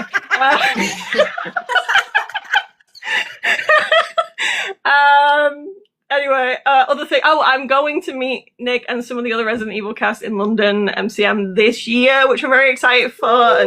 And Millie's going to be there with me. I'm very excited. And I met Neil, but I met Neil before I knew anything about Heisenberg and who he was. So yeah, I don't know if that counts, but he was nice. That's it. We just flagged off AI for about 5 minutes. I love That's that. me. I And love Sonic, yes, sorry. Yeah, Roger Craig Smith, Chris Redfield, done and Sonic the everything. Hedgehog. Think about He's that. also been Batman. He's done so many things. Anyway. I love those responses. And yes, IGN, you're in trouble. Eris, tell us. So I recently, and as in recently, a few months ago, met Charlie Kraslovsky and Greg Smith, the original Chris Redfield and Barry Burton, in the live-action cutscenes of Resident Evil 1. And they were just the most lovely people. They were so welcoming. I went to the anniversary party that they had in Gettysburg, Pennsylvania. Lady Morningstar was there as well. And they were just like family members, just the sweetest people. Barry is just like they characterize him in the original Resident Evil 1, because the characterization kind of changes with Revelations 2, and they make him a little bit more of a stern father. But how he is in RE1 is how he is in real life. He is so funny. He loves to put people under his arm and they go, "It's a Barry sandwich." And I love him so much. And he was so nice. He like saw that I was attending with my parents as a family, and because he's a family man, I think he's like a retired school principal and he has several daughters like Barry. He like really wanted to connect with our family. At one point offered to drive me to the airport because my parents had to leave early. They were not. Okay. You know, I was like, "Oh, can she ride with us in the car on the way to the airport?" We found out we weren't going to the same airport, but his manager did clear it, so I could have hypothetically gone on a road trip with Barry Burton. But I love that. a ton of stuff for us, took pictures with us, and did I don't know if I should tell you, but he did a lot of stuff for free. Like, he wasn't all about charging like a ton of money. Tell the cops. He was giving out like so much free merch that he had signed, and like told us to stay in touch. And we later like ordered an autographed cast photo of the whole cast, where it has everyone's autographs except the like Jill, for obvious reasons. And when we ordered that, he sent us like a care package with a bunch of other stuff that he had signed, and he had drawn like art all over the envelope. I love him so much. And Charlie is also really nice. We approached him like after all the autograph signings and the anniversary party were over, and they asked if he would dance with us in a video, and he was like, "Yeah, sure." So, so we did the pokey dance, which neither of us knew anything about, and neither of us were very good at. And I remember we were doing a lot of all this, and at one point he like licks his finger and then touches his butt and goes. And in my head, I'm imagining like, was this man doing this in clubs in Japan in the 90s? Like, was this like was he like, "Ooh, I'm gonna be sexy about it"? I don't know, but it absolutely sent me. But cherished moments were the best times of my life. I've also met Nick, who is very nice, but obviously it wasn't like a party, so it wasn't as much like communication. But he was really nice and like complimented my cosplay and stuff. And this was back when I first started, so it was definitely not at the level it is now. But he said I looked great, and we took pics together. He did take pics cowering behind me, which didn't make me feel great about myself. Cowering behind you is really funny. Yeah, I was like, "Ooh, I didn't feel very good about myself after seeing this." That is so funny. Oh my god. One time I took a picture with a Critical Role cast, and I couldn't find Matt Mercer, and he was right here creeping behind me in the picture. And I didn't know where he was until the picture was developed, and he's right here, and he's just like so tidbit. Anyway. Thank you. That is so cool. I think you had the best experience, Eris, with the OG cast. Like, that's so cool. So happy. I wish Eric Curious was there, but I don't think I could have handled it. Like, I would have passed out meeting Chris and Barry. If Weston was there, I would have been out like a light. I would have been like a 15-year-old girl seeing Elvis in the 50s. Like, I would have been Elvis.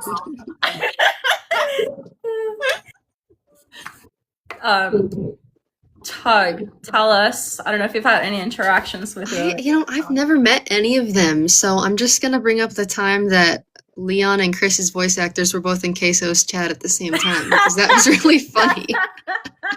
I love that though. That's so cool. Yeah. Is there someone that you'd like to meet personally? Any of them, really. I feel like if I ever end up somewhere that they are, I would be happy to meet any of them. I love that. Meet some random actor from the series in a gas station or whatever. Yeah, like, oh hey, I was Sherry's voice in Resident Evil 2. I love that. Thank you. Millie. Hello. No, I haven't had any interactions with the voice actors yet. I am going to London Comic Con in October, and I'm currently deciding on who I meet because unfortunately I don't have a lot of money.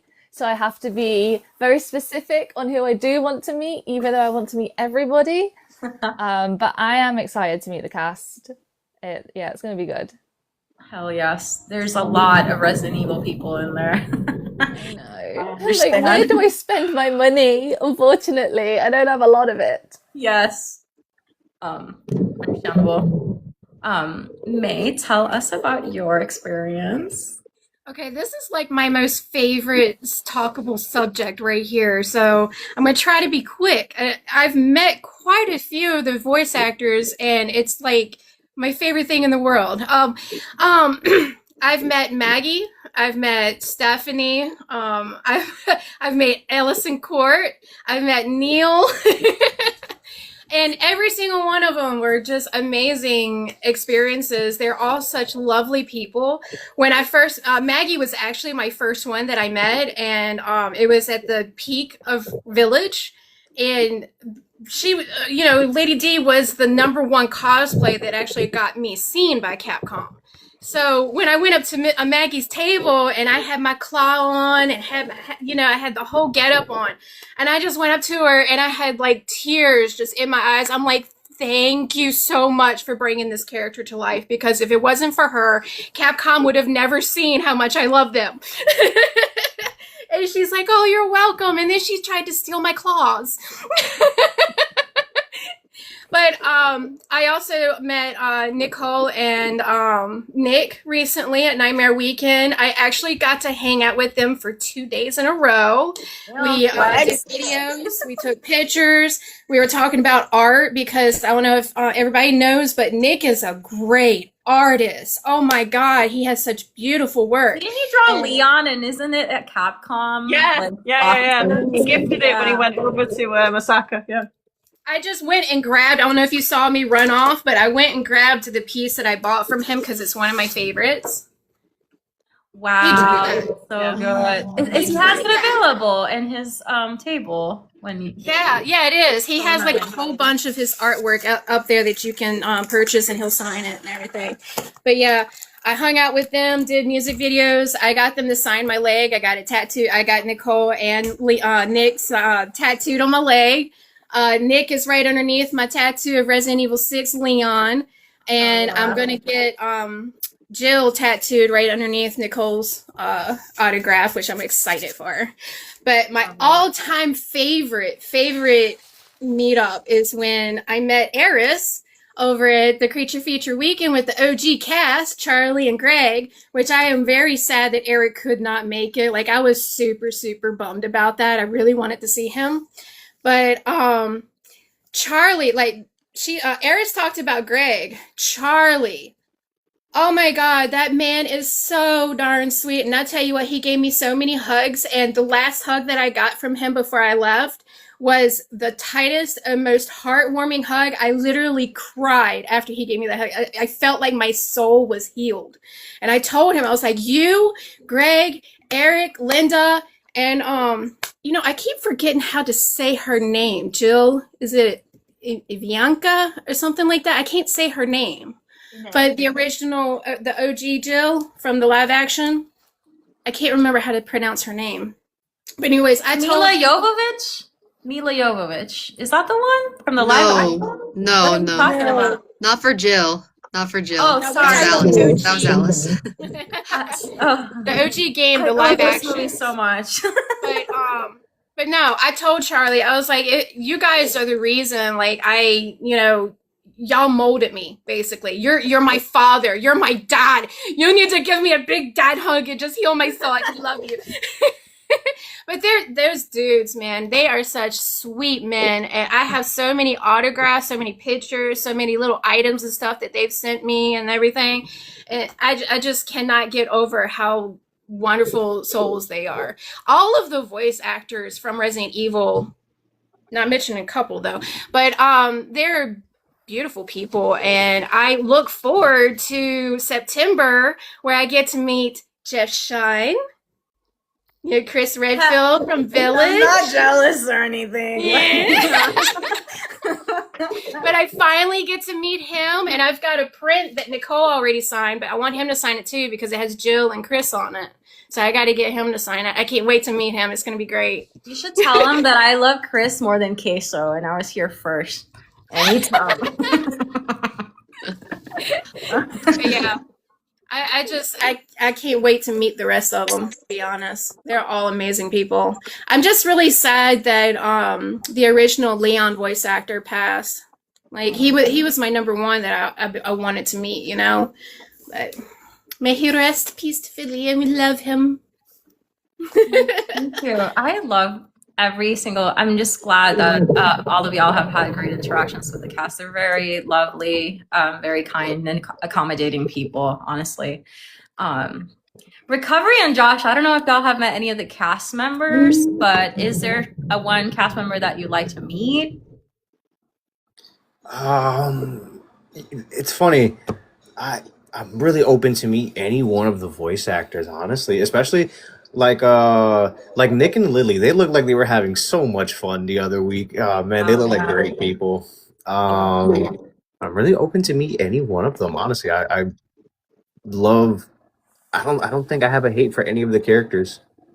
I love all of them. And what about you, Josh? Is there anyone you'd like to meet from Uh, I'm open to meet anybody, to be honest.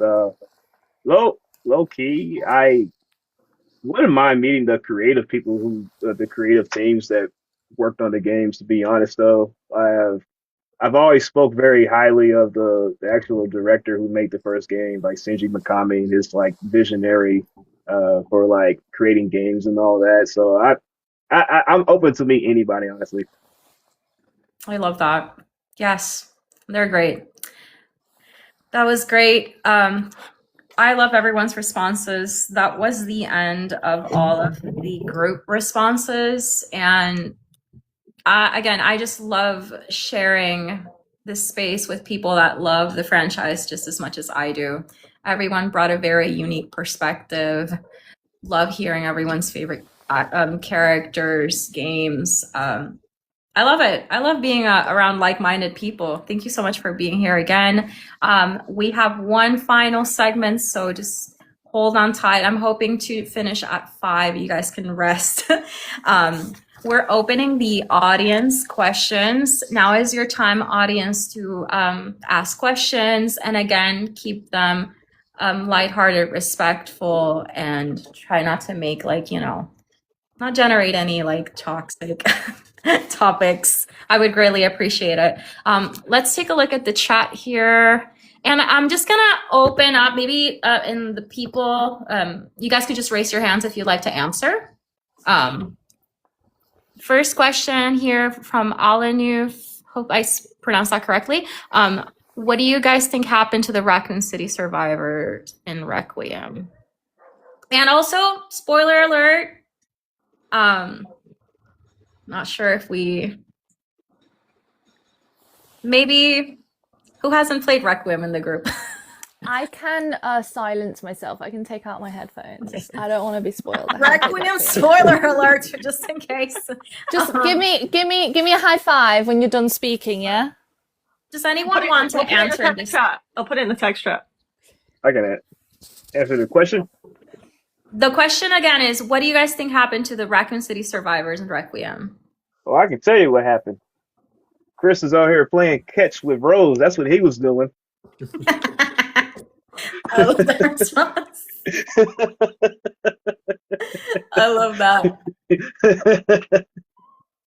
Anyone else would like to answer a question? Sarah? I have a really controversial opinion. I don't think they're all going to be alive. And if I had to pick someone that I don't think is going to make it, it's Carlos. We've not heard of that guy right now. Someone's got to be dead. Pick one. Hey, why Carlos-less world. I'm crying. I mean, that was a lot of foreshadowing. I don't think we're going to see that guy again. I think he might be gone. Oh, man. I don't want any other one to die. I don't want him to die, but I just think if you're going to have a threat that means something, someone's got to go, surely. If everyone's just hunky-dory, that's a bit weird. I mean, the plot armor, Carlos world. May I spell your race here? Exactly. Foreshadowing. It's funny that Sarah brought that up because last night I was actually in chat with one of my really good friends and we were talking about Carlos. And we were talking, we were like, what do you think happened to Carlos after 3? And I told him, I was like, well, you know what? With the way he was acting and how he was like fed up, like finding out how Umbrella was doing, like the reality of things, I think he pretty much said, fuck this shit. I'm going to retire and go back home. So yeah, I do expect Carlos to actually be, you know, gone by the virus, because he would detach himself from everybody and want to be like, you try to live his life away from that mess, you know? And same thing with Billy. Like, we don't even know what the hell happened to Billy. Where'd Billy go? Shout out. You know? So, I'm glad you mentioned him. yeah, like there's some characters that were in Raccoon City. You sitting here thinking, like, I doubt they all kept in touch, and some of them just went on their own way. And then when you come and find out, like, oh shoot, I still have a virus. Oh no, you know. And then they wake up the next day. Oh, Just you know, wake, gone. just wake up one day. What's all this black stuff on my skin? Real. Putting just Yeah. like cocoa butter or some ointment on it, like maybe. Yeah. I don't know. Carlos would probably be like, "Oh shit, I'm in for it. I know what this is. I've been here before." All I'm saying is that if Capcom does something to Jill Valentine, it's on site. Capcom. On site. Oh no! Don't do it. Thank you. I love that. Anyone else have an answer to that question, or would like to give their input on what you think happened to the Raccoon City survivors in Requiem? All right, I think we're good. We can go to the next audience question. Millie. You know what? It is so entertaining watching you talk, but I have no idea what you're saying. I just turned around and May was coming, and I was like, what the fuck are they on about? I got to Like act it out. Rebecca I'm sorry. Chambers thumbs up, like, hey. It's okay, you can come back now. Also, we didn't mention Rebecca Chambers, actually. Rebecca, we love you, girl.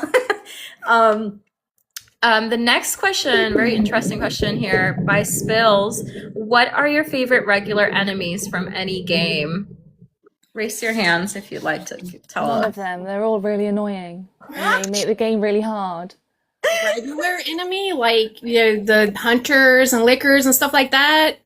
Is that what they're Yeah, talking I think about? that's what they mean, like by BOWs, like Nemesis, is it moths? Is it the bats? I don't know. Sarah. I like the Cerberus dogs. They're my favorite. I got them tattooed on my leg with Leon. And Nemesis is another favorite, but I consider him like more of a main boss in a way, not regular. That's so fancy. Yeah. I can tell you how many of them I don't like because they're a pain in the butt. But no, Cerberus dogs, they're probably my top favorite because, I mean, they are a pain in the butt, but I just like the zombie doggy thing. I like the aesthetic of them. I think Sarah raised her hand first and then Eris. Sarah. I'm sorry. It's okay. I was just going to say, I really love the zombies in Requiem and how we went back to like regular zombies in the care center, but how they are, a lot of them had their own little personalities as well. Like the light switch guy, I'm just like obsessed. And I just thought it was such a kind of different spin on something that we're very familiar with that, yeah, I thought it was great. It was one of my favorite things about Requiem is how the zombies actually interact with their own environment, which isn't something we really see very often. I love that response. Eris, what are some of your favorite? I know it's a boring answer, but I really love the original zombies because that is the easiest, smoothest sailing part of Resident Evil 1 is when you're just dealing with normal zombies. Like, you can put them down. It's when they get replaced by hunters where you're like, oh no, this game just got hard. But I love that there's a moment in time where they're easy to manage. You can clear them all out. You have enough ammo to do it. You're feeling at peace, and you can just walk around the mansion and nothing will get after you. Everything's okay. And then they replace them with hunters. And when Remake is like, actually, we're going to make them into like Crimson Heads. And it's going to be worse when you kill them. which is devastating. And I didn't scream at all when when they got after me. I didn't scream. You're mistaken. But I really love the original zombies when they weren't doing that. Yes. That Requiem took the Crimson Heads with the blister heads, and again, every time at Requiem, I love it, the little nods to the previous things. Absolutely. Something. I remember them popping up. I was like, why is this fucker popping up and running after me with sharp ass claws? That's not a zombie. Fuck. No, it's so fast. But the worst common enemy to me are the bugs that can turn invisible. And we Oh see my them. God. Oh my god! Wow. Oh my god! Sorry. They're the worst. They're one hit kill. Like they can get you and just they go into your insides and Real. not aligned perfectly. So even if you're not technically within reaching distance, sometimes it glitches out and they can still grab you and do a one hit kill. I hate them, especially in the mines and mercenaries mode on 5 when you're in tight spaces and you can't get around them. Those are pretty cool answers, Josh. I'm gonna say it before recovery does, or maybe I'm gonna have to do it. Yeah, I'm about to do it to you. I gotta be.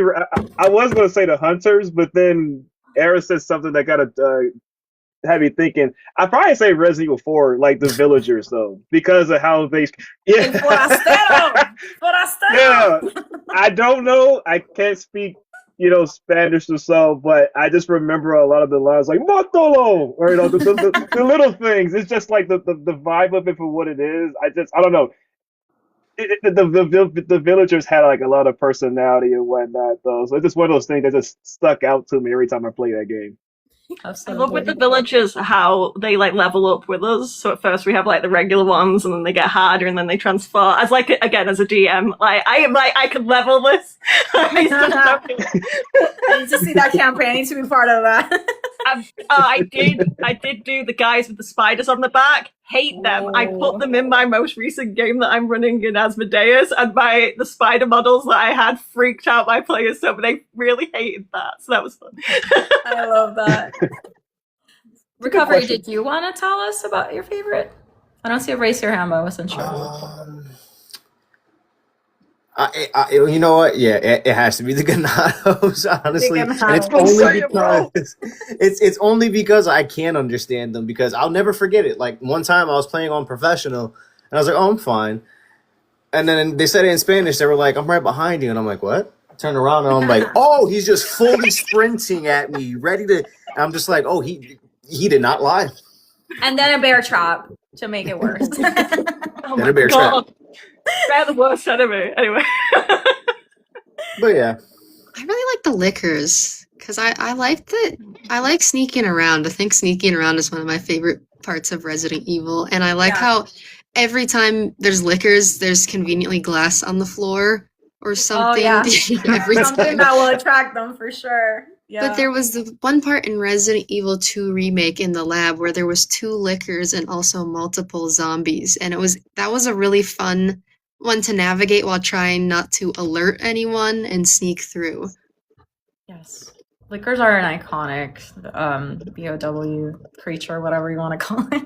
I wish Leon said something in Requiem when he sees one for the first time, because he doesn't. And I always think that's really strange. That's the one time you shut up. Okay. You probably say something He actually "Do does. not lick me this time." Something. Yeah, if you times, I must have missed it. Yeah, if you really might want to close your ears on this one, but if you're in the lab and you see the little thing, if you shoot it as like the elite cars come through, Leon will say "liquors." He does. Say it. Oh, I meant like the very first one, but never mind, it's fine. Good responses.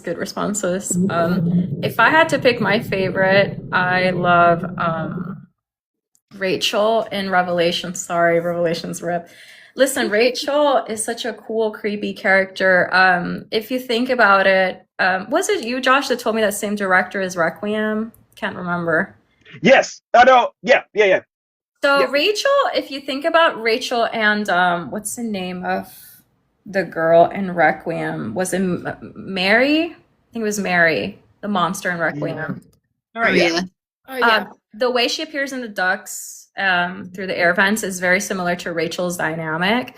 So I thought that was great, just like her popping out of the ducks and like the slime, like, you know, and Rachel was a great character, and I really like that dynamic. And I hate the Resident Evil dogs.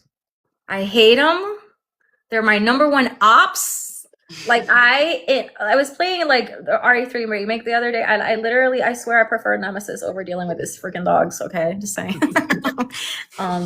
But yeah, that's Would anyone else like to talk about their favorite YOWs? I totally agree with Rachel, though. I do love her, and her story was sad. Like, she was on there to do her mission, and then she gets freaking bombarded by these weird ass creatures.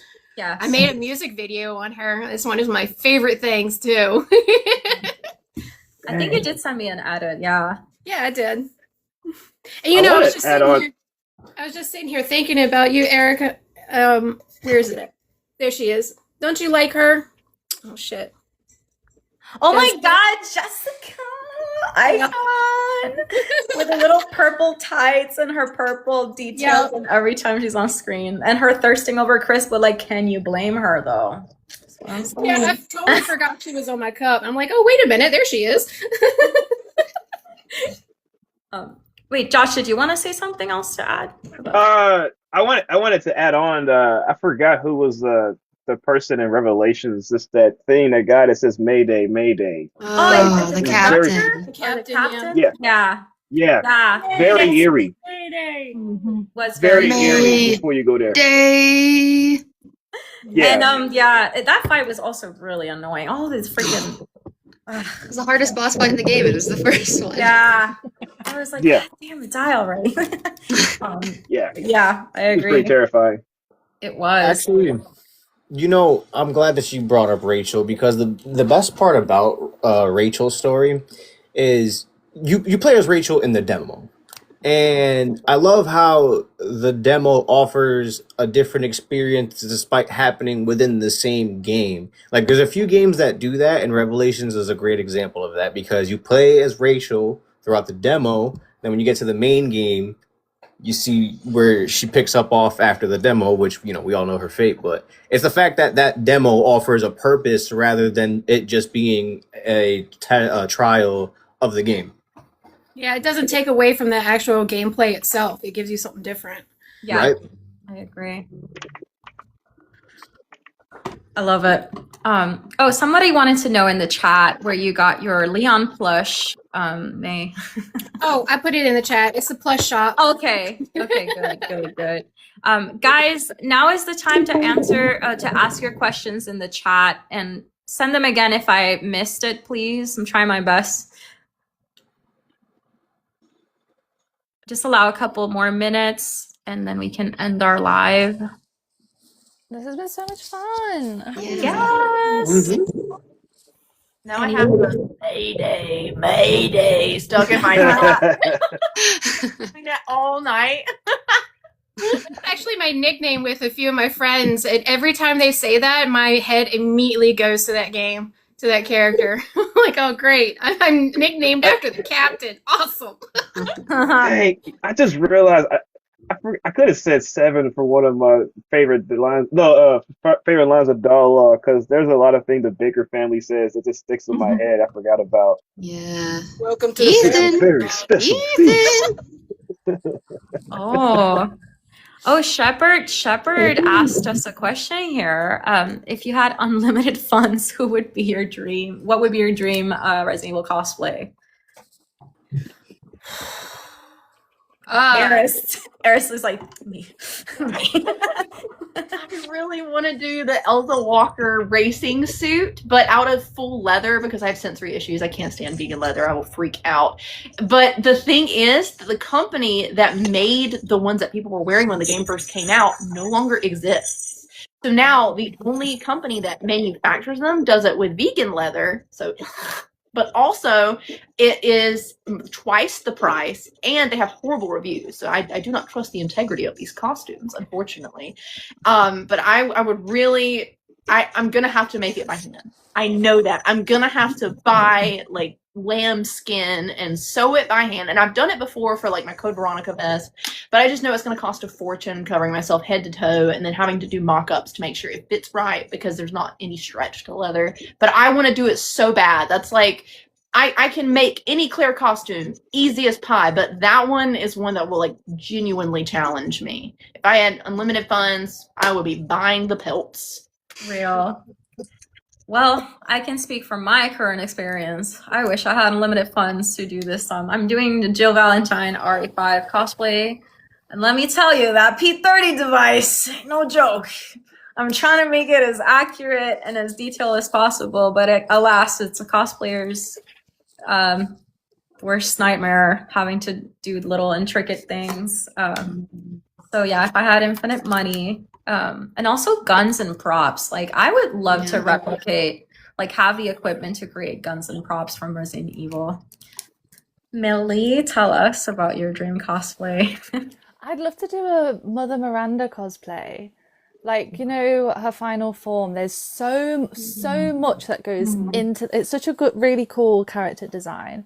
And I feel like because it's such an elaborate character design, it really needs like proper detail. Like I can't be doing some budget Rose Winters cosplay, you know, for that. I really need, you either go in or you go home, you know what I mean? And also she's a tall baddie like me. So I reckon I could pull it off. And if I had the money, I would do so. Such a gorgeous design for Mother Miranda. Yes. Like It's such a good design. great. Yeah, just all of the little details, like her headpiece, everything about Mother Miranda is amazing. But yeah, Sarah. I love Alexia when we see her in Code Veronica in that encounter with Wesker. If I had unlimited funds, that it's like almost nymph, like dryad good one. aspect to it. And that would be sick. I am so excited to see what she looks like in the remake. Absolutely. But yeah, if I also lost a load of weight and could do it properly. I will say this kind of hurt my budget, but I got like Claire leather jacket here. Nice. But I'm like you, Eris, like that really fake leather. It's really annoying on my skin. So Worse for the environment than using real leather. Like it causes more harm because animals aren't usually farmed for their skin unless it's like luxury materials. A lot of times they're farmed for their meat, and then the leather is a byproduct of the food industry, so that all parts of animals are being used. So there's ethical ways to source leather, and vegan leather, like just putting plastic out in the environment, no, not good. So big leather fan. valid. Well, let me see if anyone else has asked any questions. Again, guys, Eric, this is a time. Yeah. I had my hand. What did you say? I had my hand up. Oh, I'm so sorry. I'm so sorry. It's okay. Go ahead. Now I'm on the whole Mother Miranda and Alexia Ashford thing, and I also want to revise Lady D, Heisenberg, and I've always wanted to do an original Jill Valentine and a Resident Evil 5 Jill Valentine. So if I had unlimited funds, I would be working on all of those at once and just try my best to get them done because I'd be so excited. Jill has great fits. Her fit in Revelations is also pretty cool. Like, I love her fits. And the DLC, Lost in Nightmares, little fit with a cap on. Super cute. Yes. But yeah, big on Mother Miranda. I think I've seen just a few like really great cosplayers that have done it. And I feel like to do it justice, you need a big budget, you know. Absolutely. A lot of time. Let me see here. I don't see any more questions. Someone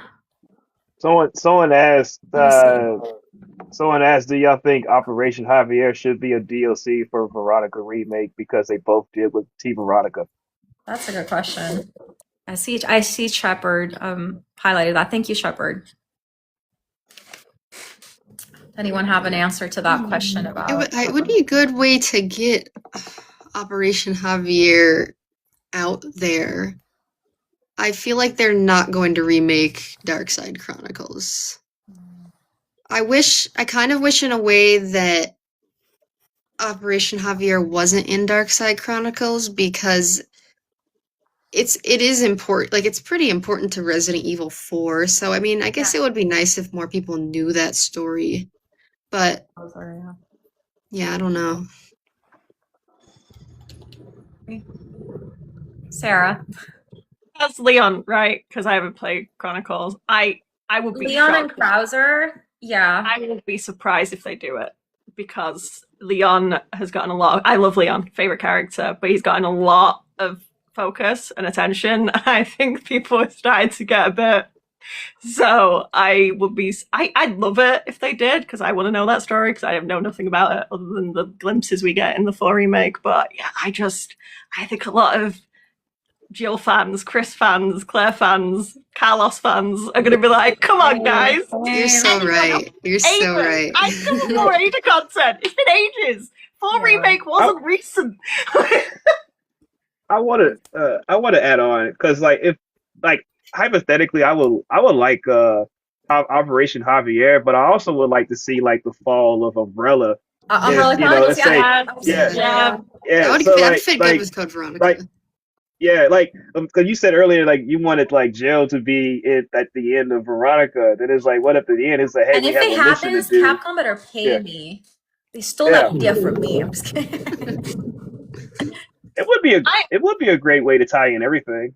Absolutely. I agree. I have a question, if I'm yes. allowed. What would you guys want as a Resident Evil 10? I want more Jill Jill. Valentine. All female characters is love. Jill and Claire is all I want. Period. More That's a good Jill, one. please. There's Eris. so much to that I can say. So much. Real. But I definitely want to see our girls again. Jill and Claire deserve it. And Absolutely. I know it would be really, really nice if Capcom would go back on characters that they gave us and just just sent on to their way and didn't tell us what happened. I was expecting 7 to follow after 6 with Jake. You tell us Wesker had a son, and then just boop, he's gone. He's gone. that love What child? happened? Nah, for real. What For happened to real. him? So, like, can you tell us about him? Or what about Natalia, Alex Wesker, and Barry? Because I heard, I don't know how true it is, but I heard that Barry adopted Natalia, and he doesn't know that Alex Wesker is there, and it's not Natalia anymore. Like, what's going on with that story? There's so many characters, good characters. What happened to Carlos? What happened to Billy? Bring us somebody back and tell us what happened to them. Yes. And I Revelations really 3. love Jake. I'm I halfway wanna through know more about Revelations Jake. 2. Was that the end of Revelations 2? Because I'm halfway through it. Never mind. I'm so I would- sorry. Spoiler alert. Eris, did you want to say sorry. something about the next installment? This is maybe too fanficky, but I would really like almost like a Batman versus Superman situation where the Redfields have diverged so much in the paths that they've taken that I want there to be a conflict that kind of divides Claire from Chris because she doesn't seem to be communicating with him as much anymore. I mean, he was drunk and an amnesiac in the middle of Eastern Europe and he didn't have a family member there with him. And she's previously like tried to put forth an effort to like help him with his mental health care as we see in like the live action trailers for 5 and he's kind of pushing her away. So I think it will be really interesting for there to be a conflict where they're on opposite sides of the conflict and you're not sure who is in the right in this specific situation, especially since Chris has kind of gone rogue from the BSAA and started to commandeer the Wolf Squad by himself. But I think it'll be interesting and then see how it also divides the characters because Jill is very close with both of them as we see in Death Island. So who does Jill side with in this conflict?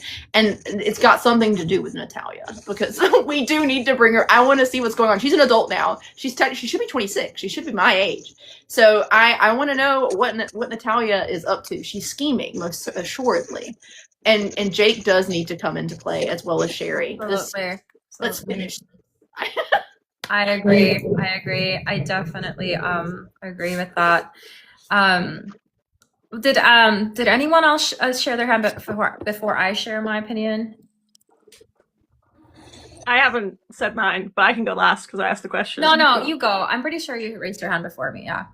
I mean, I want Jill, honestly, but I'd really like Jill and Chris. I would really like a kind of full circle back to where we started. I think it's been so long since we've seen those two together, and I think that'd be really cool. I know we've seen like Chris in the games, but I feel like in 8 and in 7, it's just not, it just doesn't feel the same, you know? So yeah, for me, I'd love it if it went back to Jill and Chris. And if they could find a way to go back to the Spencer mansion, because doing the DLC for 5, I wanted more of like an emotional connection to that, which I don't feel like we get in 5. And I know it's up in the air if we get a 5 remake, but I'd love to have something more with that. I agree.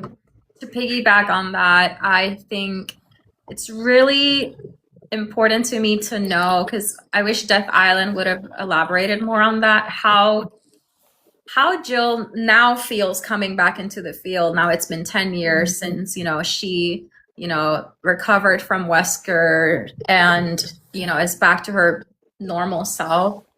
What she's been doing all this time. I want to see that. And I want to see how different her relationship is with Chris, because obviously we see them in Resident Evil 1, like being super close and like having that bond and whatnot. And I'm pretty sure after everything that's transpired, I want to see how much that has changed. Like if she resents him and whatnot, in any way, shape, or form. Because I do feel like in Death Island. Okay, maybe I'm getting too deep into it. I'm so sorry. But yeah, Jill and Chris, seeing how everything changed, agreeing with Eris, seeing how the Redfield siblings have like evolved and where they are and mindset wise. Yes. Someone asked why would she resent Chris? Listen, I don't want this to turn into an Erica yapping about Valenfield. So for the next live, May. I just want to add in, if Capcom doesn't listen to the fans and they go on their own way with the whole Leon thing, I think that they should at least bring Leon and Chris in the same game. Give us Leon and Chris. Partners. Yes. Oh my God, they were so fun in Vendetta, please. I agree. Hold on.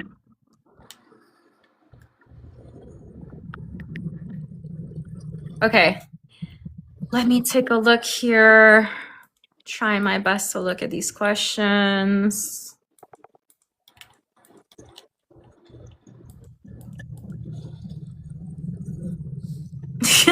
Okay.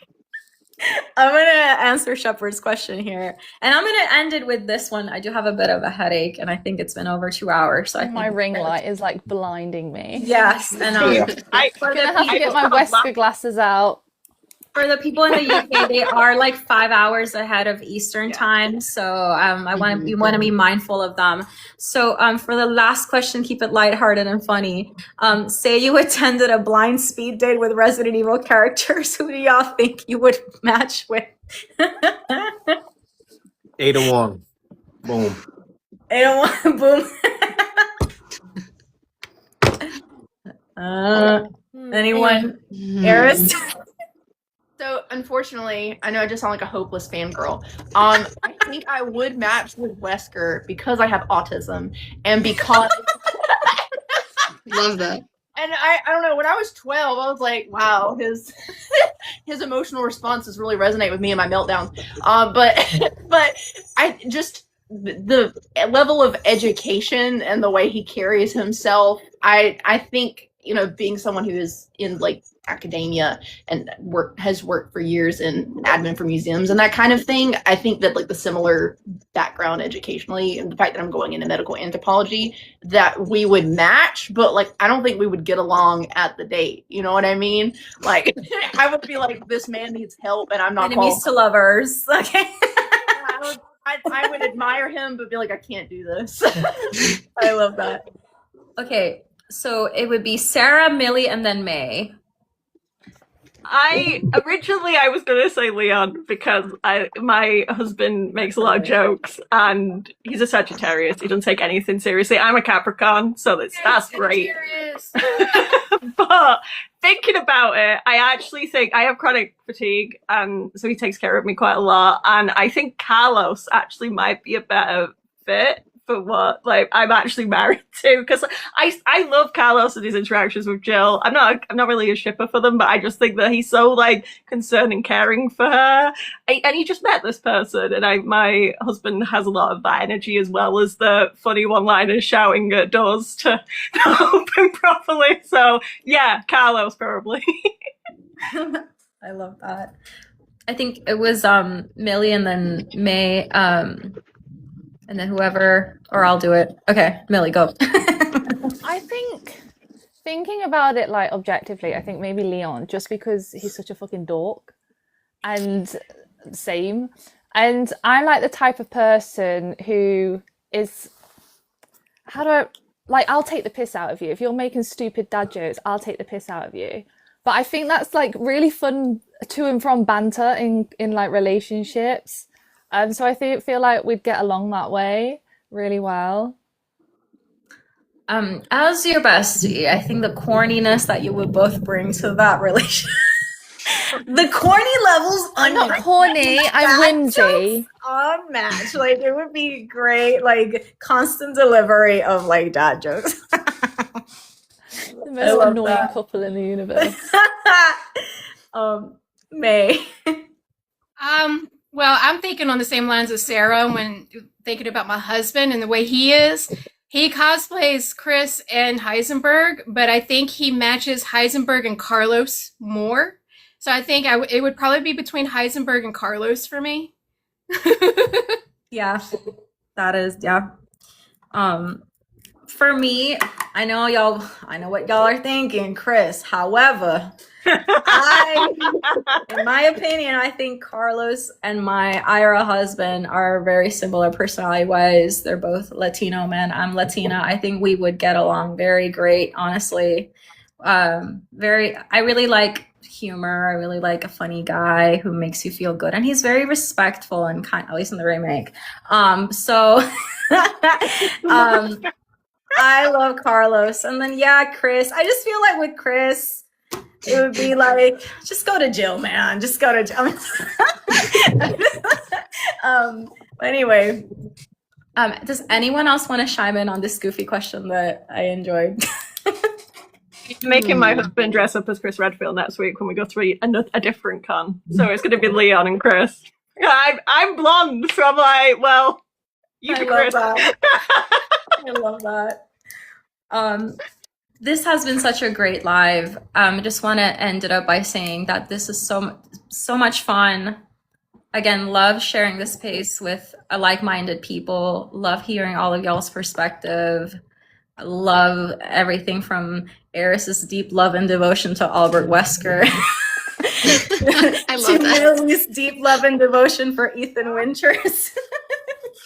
Everything just great. I was surprised to hear Wesker love, because he's also one of my favorite characters just because of how like cool he is. And when you said that, I was like, oh, I love to hear this take. Yes. Up man. What can I say? I love it. I love, May, your experience with the cast, yours as well, Eris. I love Sarah and Millie's perspective of like coming to the series and like what really captivated y'all. That was great. Josh and Recovery is like niche, like Resi. I know y'all love Resident 4. That was like really cool that you guys were very like-minded in a lot of stuff, and I love that. Yeah. I'm a little tired, but I'm satisfied. Thank you so much for again joining this live. I need a shower. It was not a good idea to pick a cosplay that requires both a jumper and a coat inside on like a really hot summer's day in the UK. Oh, and thanks everyone for all the gifts and things like that. Yes, It's thank you out so Admin. much. You guys are It's so really, it's so Shout kind out of to you Yo-Yo all. Sunny. You're a Yes. real one. Thank you. Thank you so much for, I wasn't able to react obviously because Yeah. I'm managing. I wasn't able to react to all the love that you guys have provided us in the chat, and thank you so much. And please don't forget to like support all of the creators. These are wonderful creators. I'm so glad and grateful that I have met them. So please give them a follow, and thank you guys, and I'll see you for the next one. Yes, thank you for having us. Thank you guys. Bye everyone. I don't know how to leave. I'll end